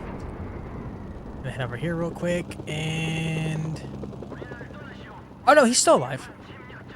Awesome, okay. I was a little worried I blew him up. That would have been very unfortunate. Alright, we're gonna go over here. Oh, that's kind of close. I don't know if that's gonna work. Maybe this building over here?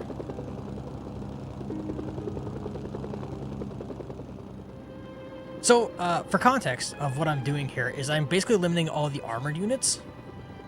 So that way, when we go to pick up the card, we don't have to worry about dealing with guys trying to blow us up the whole time.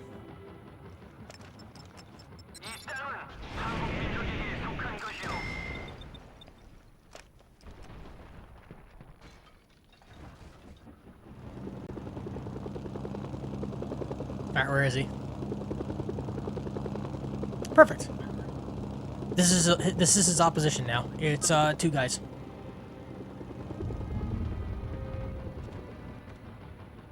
Gentlemen. There's the Jack. Take him out, we get our bounty. Ooh, I almost took him out myself. There's one. And just like that, the mission's done.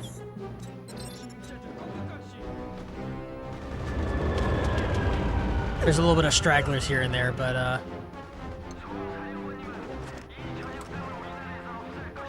we should be fine. Oh, I gotta... Oh, stupid landing zone thing again. Hold on. This is so aggravating. They want like a very specific piece of land to land on, or else you just cannot use it.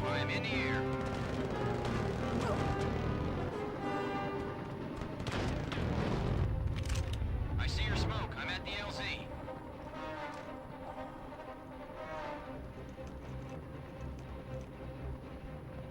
Now, obviously, I am using cheat weapons, which makes things infinitely easier on some of these missions, but you could absolutely do the same thing I just did with an RPG. You just gotta get yourself some ammo, like pull up an ammo crate or whatever, and then just kind of go to town on the tanks. It makes things so much easier because then you don't have to deal with them trying to blow you up, which obviously, you know, we're not explosive proof like Jacobs is, so it's very important we do that. But like stuff like that, obviously having a helicopter, very important. You want to, if you can get access to a helicopter, you want to have a small one.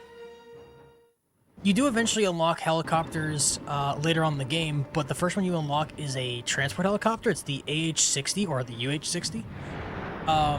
It's not a bad helicopter. The problem is it's very it's very large, and it's kind of hard to like put it in a place where it won't get shot down or blown up. Like obviously the way you see how I'm like landing on these mountains is like very precarious.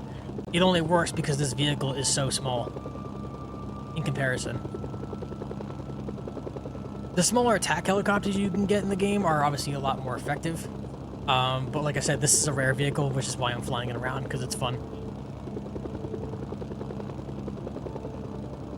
It's funny because there are way more powerful vehicles that are rare in this game that you are not typically meant to use, but absolutely have access to. But it does catch my interest too, as well, as like, so the player can use these vehicles. This is not like something I'm like using a cheat code or emulator or some kind of mod. This is like very much you can use these vehicles. So why are they not readily available to use whenever you want to? Like, why do I have to basically cheat the game or cheat the game systems of like how they bring them in and use them that way? Because if that helicopter gets destroyed, we're not getting it back. There's no way to get it back. Once it's gone, it's gone. It's just weird they don't let you use them. No one will ever know. Give the Russians too many opportunities, they does something like cockroaches. The Russians are of no concern. However, this Agent Buford, aiding in the South Koreans, I have dealt with him before. He deserves our close attention. Greetings. Your good work for us is commendable, so far. The Russian mafia moved into the port city of Haeju. Holding that port is of paramount importance to us and our long-term goals in the region. We have identified several high-ranking members of their organization. Eliminate them, and the Russian scavengers will be forced to retreat. Nice.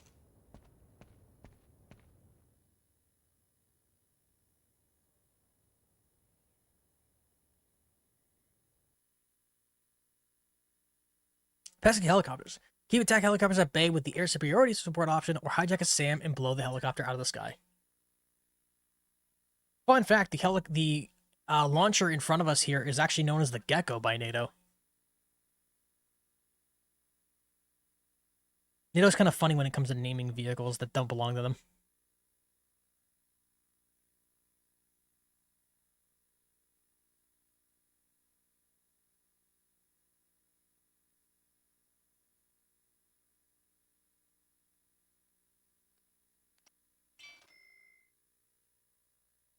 Sounds like the Russian mob's making headaches for a lot of people in the area.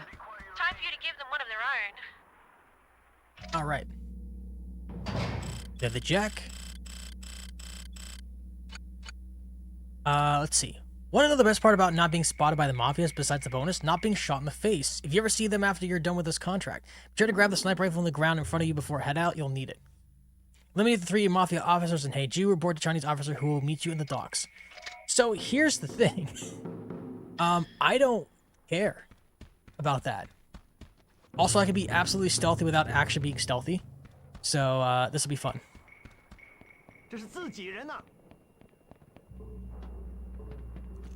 We don't need to be stealthy because we don't care. We're going to use our air support suggestion to take these guys out without actually being nearby them. But yeah, I mean, if you need any proof to why the helicopters are OP in this game, I'm covering entire sections of the ground by just flying forward.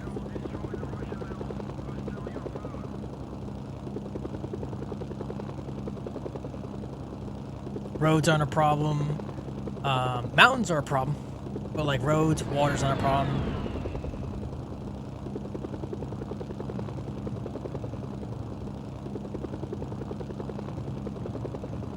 Oh, that does remind me. You know what? I'll show it off here. We're not that far in the mission anyway.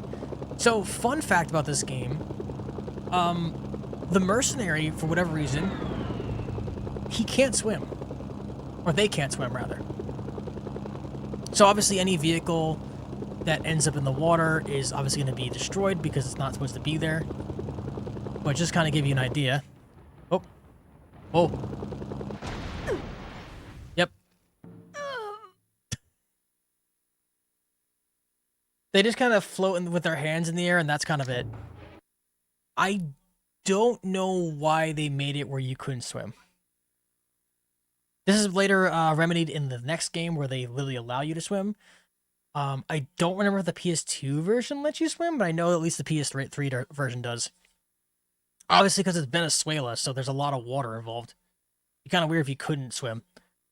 But I don't think they ever explained why you couldn't swim in this game. I guess it's just like a feature they didn't think was needed, since there's rarely a chance you're going to be in the water for anything, and there's no missions involving the water. But it is strange though. Sounds like the Russian mob's making headaches for a lot of people in the area. Time for you to give them one of their own. Yeah, but here's a covert drop. Sniper rifle, covert SMG. Once again, proving the fact that this game, in fact, has stealth in it. For whatever reason.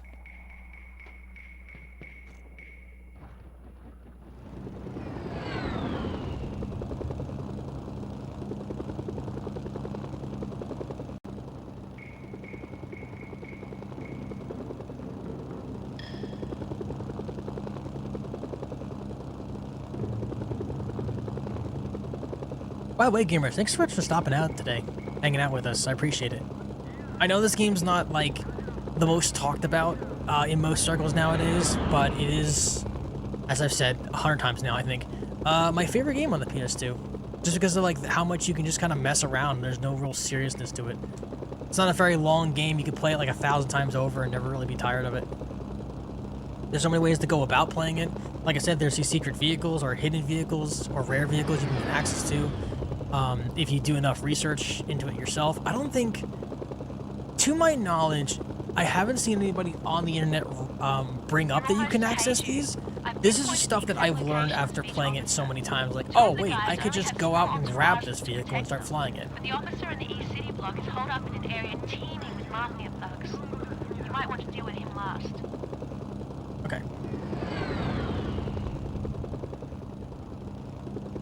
So they want you to be all stealthy about this and, you know, sneak into this area or whatever. I don't really need to worry about that too much. So what I'm gonna do... They've spotted you. Now there's no bonus from the Chinese. Oh, okay, apparently they spotted me from 140 meters in the sky. That's fine. I really don't care either way.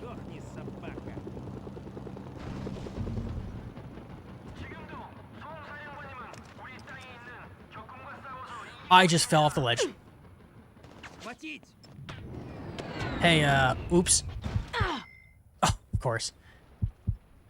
I forgot there's the last saving grace you can have where you get your health back. We don't need that though. God, my controller went wild for that, huh? This time, chat will do it with feeling. I'm so sorry. I didn't think I was gonna fall off the building there. As I said before, not the impact. What's it called?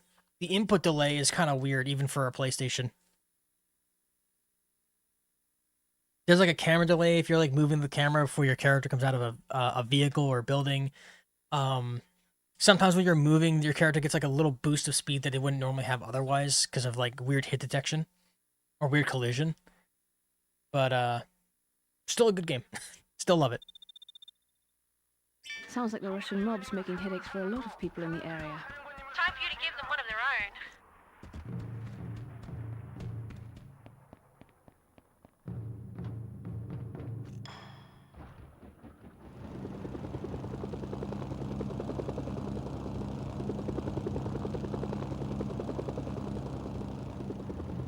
Alright, so the idea is we're going to fly up to one of those buildings, and we should be able to hit them with a rocket without being spotted. Hypothetically. That's the game plan, at least. Whether it works or not, well, we'll have to figure that out as we go. I do like seeing the little helicopters flying around, though. I do find that to be pretty funny.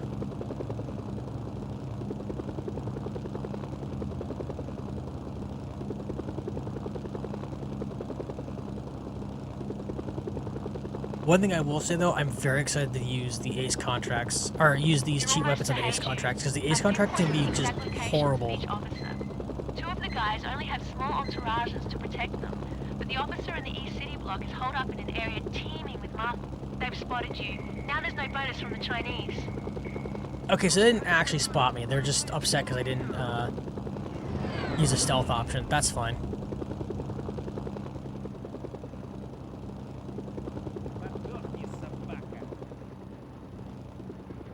Good landing on my part.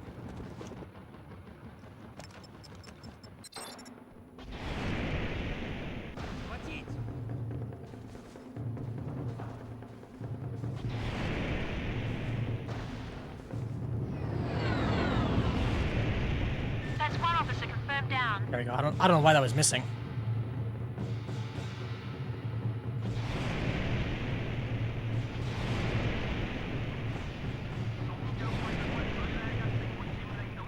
Might have missed a few times. It's fine. The draw distance is something to be acknowledged as well.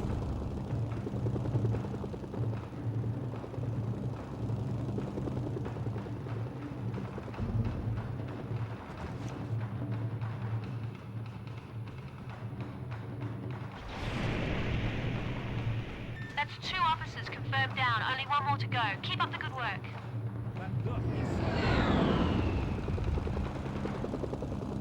And of course, because we're striking from such a far distance outside the render zone, we're not getting the negative of killing our own teammates.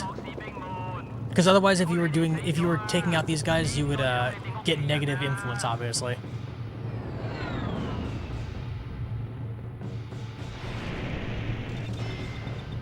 Go. It's a little high.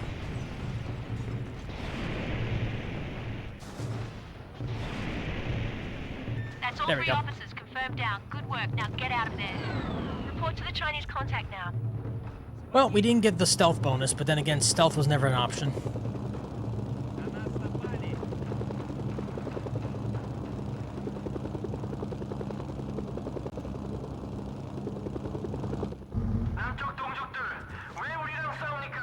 Is there any weird? No. I don't think there's any rare vehicles here. Well done. Well done.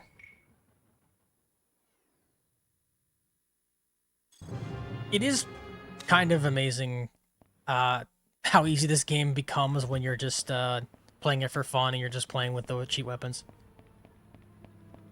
Obviously, I'm making it look really easy. There will be missions eventually where it's not going to be as simple as, oh, I can just blow things up.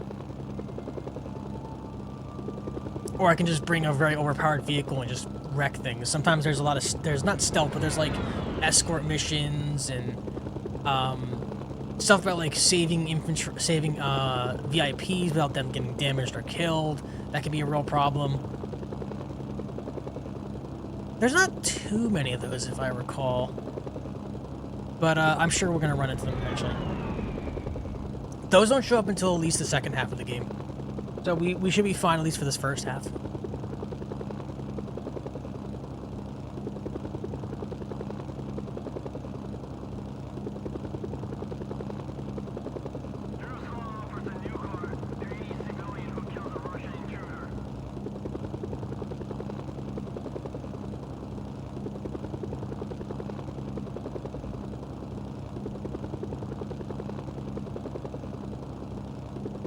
Oh, this is a restricted area too for some reason.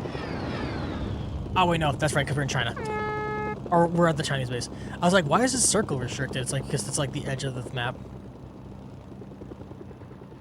I am a little disappointed that the edge of the map doesn't have anything super special. It's just red because there's nothing developed over there, so it's just like empty space. Which also begs the question, why did they waste their time with it then? Why have that? Why not just remove that from the game if it had nothing over them in the first place? It's just like extra land that was never used. And if they should chase us back to the mercenary activities, we will deny everything, of course, and the Allies will believe it. China does not use private contractors. This is well known. Oh, hey, I'm here. Your good work for us is commendable so far. The port city of Nampo is held by Song's troops, and I have not the armored support necessary to take it. Should I take the port, our ships can offload 2 armored battalions. The tanks I need to take the city can only be brought in through the city. Stalemate. You can break the stalemate for me. Eliminate Song's men and reinforce the area with my troops, and we will pay you well. You will also doubtless unearth the location of Sun Han, the Queen of Clubs, as the Allies call him. He runs shipping for Division 39 out of Nampo. All right.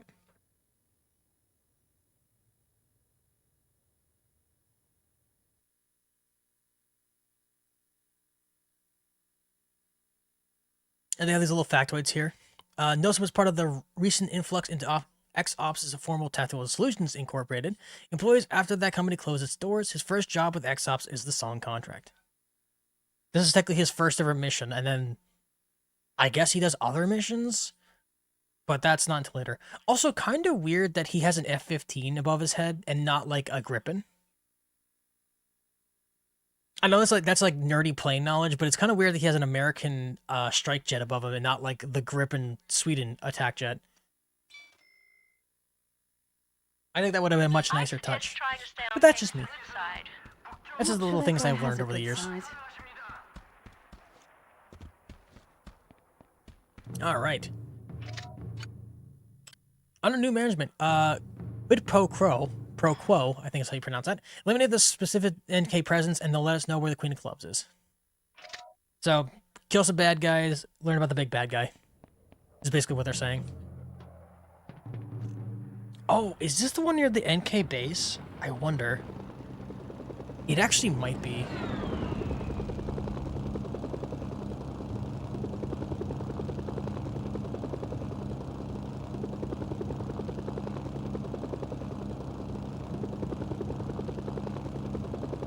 Oh, I know this one. Okay. This is that area that had a bunch of Chinese stuff in it.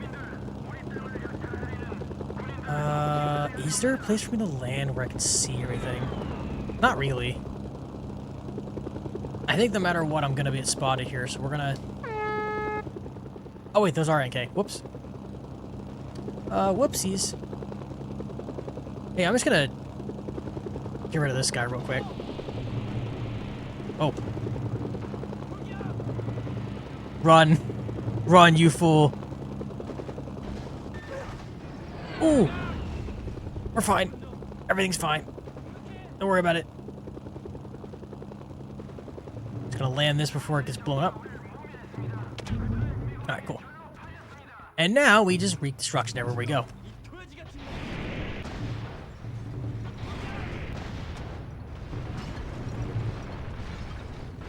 Don't mind the frame rate drop. Ooh. Hey, might have gone a little crazy there. We may have lost our helicopter, guys. That's fine, we didn't need it anyway.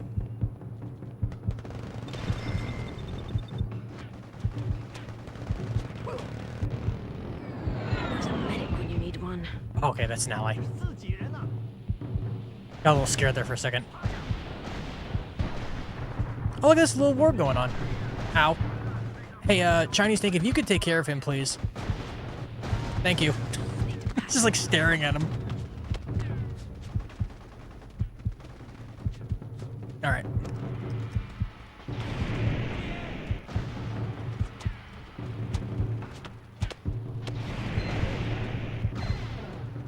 Nice. Where is he? Oh, that's not good.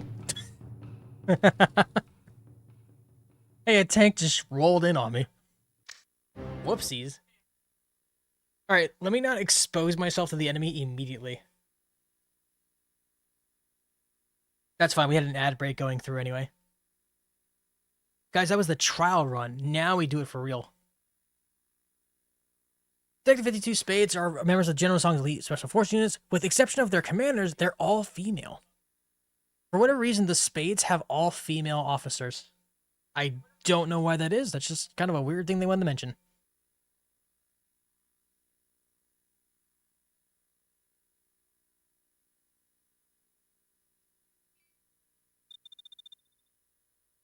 I'd suggest trying to stay on Peng's good side. I'm not sure that guy has a good side.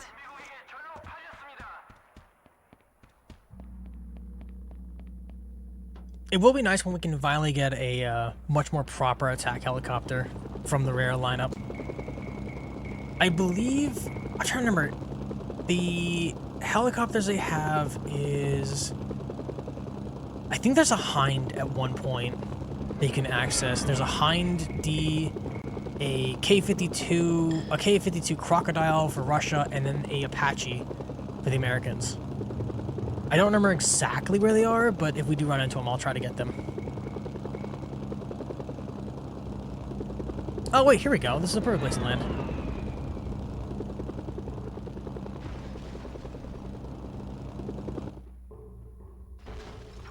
Nice.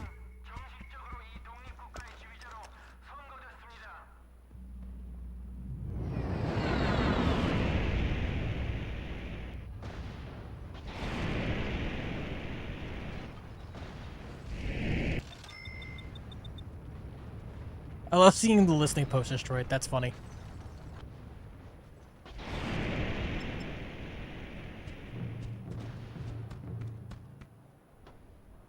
In my heli.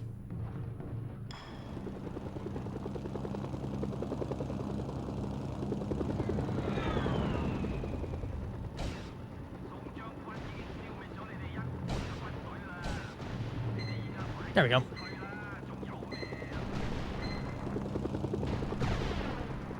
Oh, is he gonna hang out by the tank? That's annoying.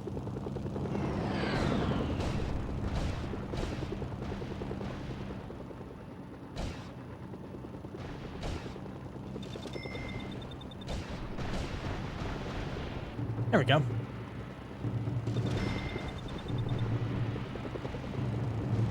Oh, no, you don't. I know what you're doing. Stop that. Stop that. Stop that. No. So, the gimmick of the Queen is he tries to sneak his way over there, where all the infantry are at, to protect himself, but because I put this helicopter in front of him, he doesn't know what to do. I basically broke his pathing to get over there. It's funny how, like, there's, like, little things like that I completely forget about, and then I start seeing them move, and I'm like, wait a minute. Roger, this is Expo 2. I am in the air.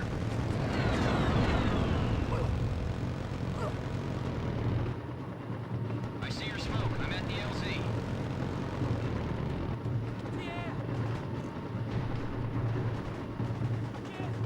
Hey, that actually belongs to me. So, you can't have it, sorry. Taking enemy fire. Go.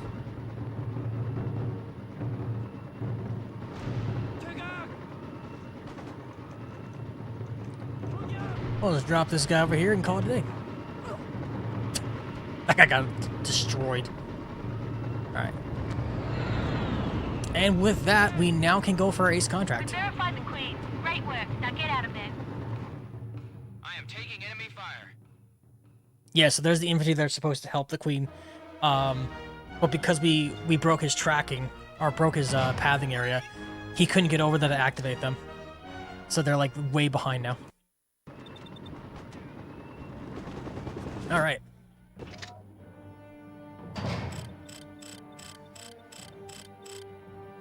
New email. Dong Wang Bo. Good news, the AN is now accepting bids on the contract for Dong Wang Bo. They base largely on the intelligence that you gather in the field. They're declassified enough for intel so you can begin the hunt. Wang Bo's a little more than a ruthless businessman. He shouldn't be too tough, not compared to Song. Garrett will be waiting for you outside LHQ. Remember, if you accept this mission, the AN considers the contracts on the other clubs closed. If you want to work on the rest of the Wang Bo's lackeys first, you can accept these contracts from Major Howard out inside the HQ. So basically this is saying that this is like a boss mission. So if you want to get the rest of the contracts done, you have to do them now before you do this mission. Because once you've gotten into this mission, obviously if you didn't save, but if you got into this mission, that means that from here on out, you know, these guys are now closed off to us altogether. So we won't ever see these guys again. But we don't have that problem because there's no need to worry about them in the first place. I will remember to save first, though. I feel like that's kind of important. Going for almost 3 hours, I don't think I've ever saved once. Oh god, you know what? I haven't. Oh no, I should probably do that. We've been going for almost 3 hours. I have not saved the entire time. I am playing with fire here.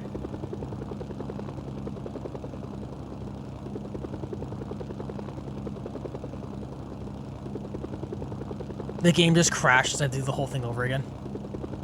Hey guys, guess what? I decided to cancel the Mercenaries playthrough because the game crashed after 3 hours of streaming and I forgot to save.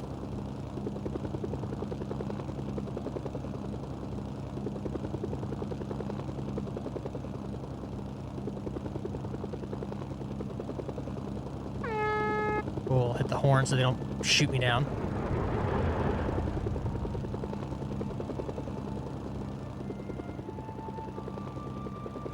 Okay. Let me save. Because I do not have a save file on these memory cards anymore.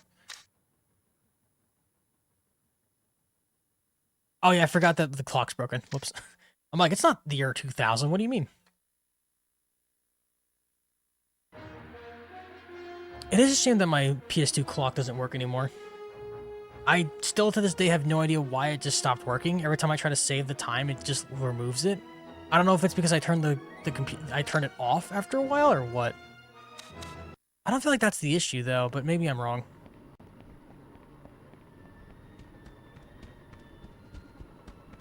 Yeah, so there's actually allied missions we can do as well, but we're not gonna worry about those. We're just here for the fun. Come on in and I'll give you the details. We're not here for full-on completion anymore. We're just here for the good times. Same goes for Mercenaries 2 for the PS2, by the way. I'm gonna play it strictly to advance. I don't care about 100%ing it. Probably spent a lot of cash getting ready to defend himself. However, Mercenaries 2 for the PS3, that's a game I want to try to 100%. Hey, Merc. Glad you could make it. We're ready to clear you for your first ace contract. Try to keep the casualties down, if you can. Thanks to the intel you gathered, we now know the ace of clubs, Deng Wang Bo, head of Division 39, is based somewhere in the vicinity of Song Tower. Wang Bo's using GPS jammers to blind our satellites. This may mean Song's nearby, too. If you can destroy the jammers, we'll locate Wang Bo, and you can bag him. Maybe get Song, too. Then we can all go home, huh? All right. Our first ace contract. Who's excited? I know I'm not. Ace of Clubs, Deng Wang Bo. Wang Bo was Minister of Foreign Affairs and secretly responsible for keeping Graft and Vice North Korea family under government control. His private organization, Division 39, operated as a state-sponsored mafia until President Kim dismissed him. President Kim is the father of President Song. You know, Song, the guy we're hunting, so...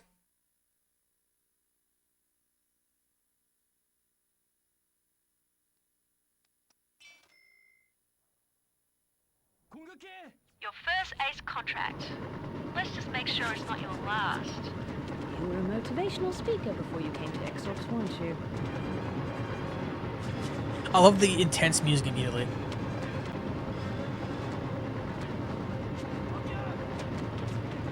Kind of a cool little in-game action scene they built in here, though. I appreciate it.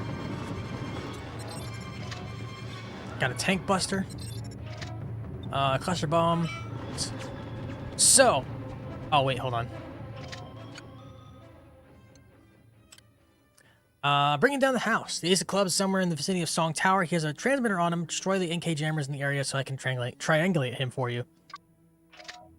So, this is an ace contract. If the cutscene wasn't a dead giveaway to how this is going to work out,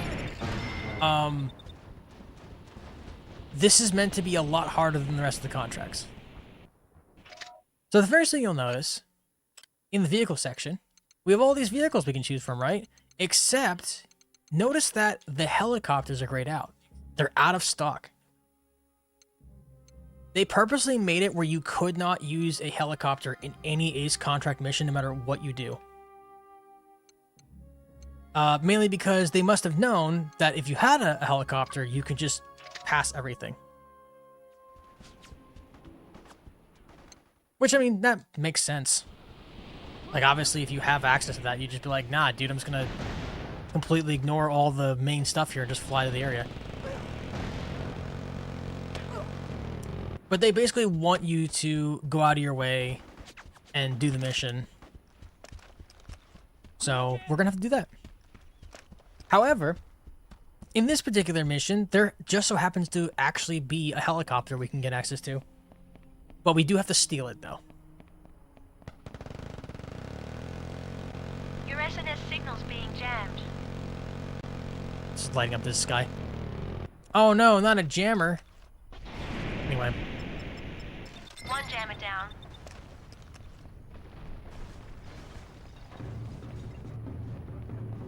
Gonna steal this real quick so we can get over to the helicopter spot.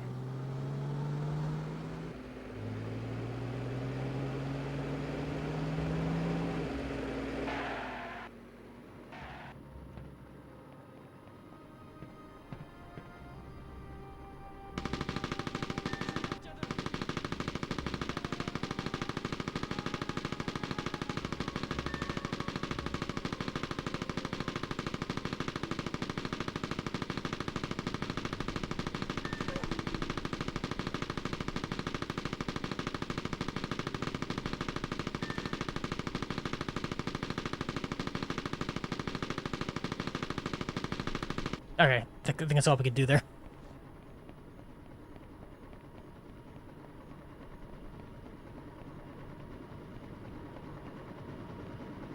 So this guy is hiding here. Oh. And this guy's hanging out in this thing. Which we could just use this. And that should just get... Yep. I'll get him out of there. Excellent. Nice, okay. That was a nice easy bonus, wasn't it? So, we need the helicopter. This is gonna go so well.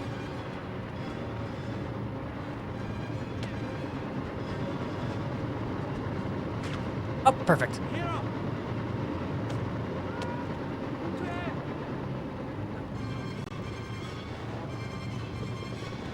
We'll get rid of this guy real quick. Alright, cool.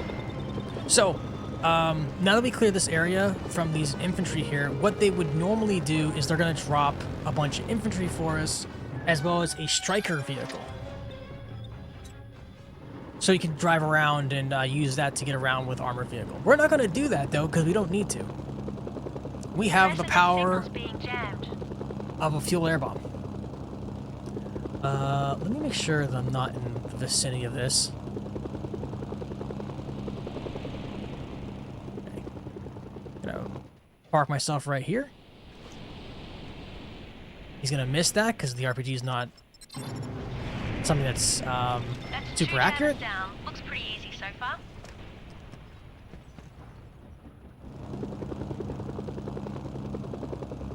But yeah, anyone who was here for my original playthrough on the Xbox probably remembers how many times we had to do this, like 6 or 7 times. Not a joke, by the way, but like had to do this like 6 times in a row just to get it done.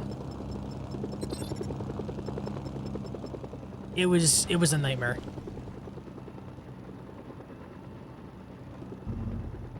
Mainly because, like, if you don't have the right amount of explosives, this stuff gets really tedious. That's it. You've nailed all the jammers. Nice going. Alright, they're gonna tell us that he's in Song Tower. Huangbo's transmitter is coming from inside Song Tower. Which is this thing here. You'll need to destroy the tower to get to Huangbo. Allied intel says the tower is a hardened structure. They've authorized the bunker buster support option for you. Alright, so I know we have the bunker buster, but I'm genuinely curious to know if this works. I want to see if the missile can break this or not. It's supposed to be like the most powerful missile in-game that you could just fire whenever. But I don't know if it can go through this. I want to find out. No, okay. So you can't cheese this.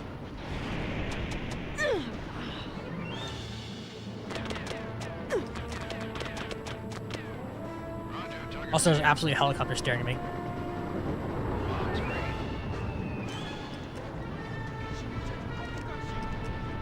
That looked like it was more powerful than the weapon I'm using. Odd even migraine? That's fine. We're gonna wrap up after this mission here, Deku, so no worries. Oh, wait. Oh, wait, I can't use that. Never mind. Ace contract. I can't take that home. No worries, Deku. I'm gonna finish up right here. We captured the ace here, and then from there, it's a cutscene, and then we're open up to the second half, the part 2 of the game.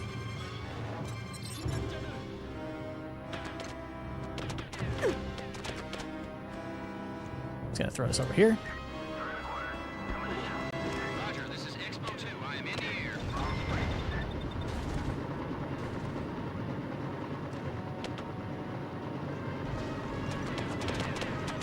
I am taking enemy fire. Oh my god, we're getting lipped up. Okay, hold on.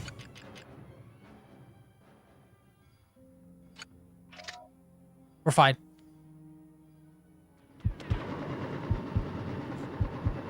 I am not about to lose this entire mission because this helicopter's being a piece of garbage. I'm at the LZ.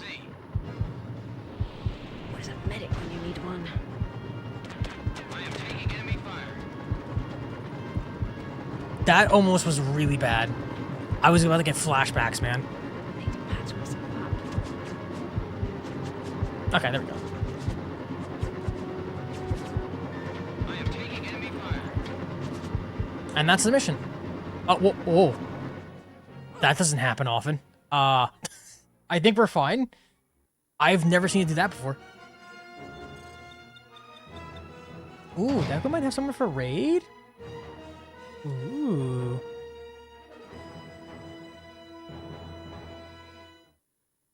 I'm excited. Alright, we have one cutscene, and then we open up the second half of the game. Or, the second half of the second stage. And though General Song remains at large, the dramatic capture tonight Hope you guys enjoy the subtitles. by AN troops must be considered a huge victory for the Allies.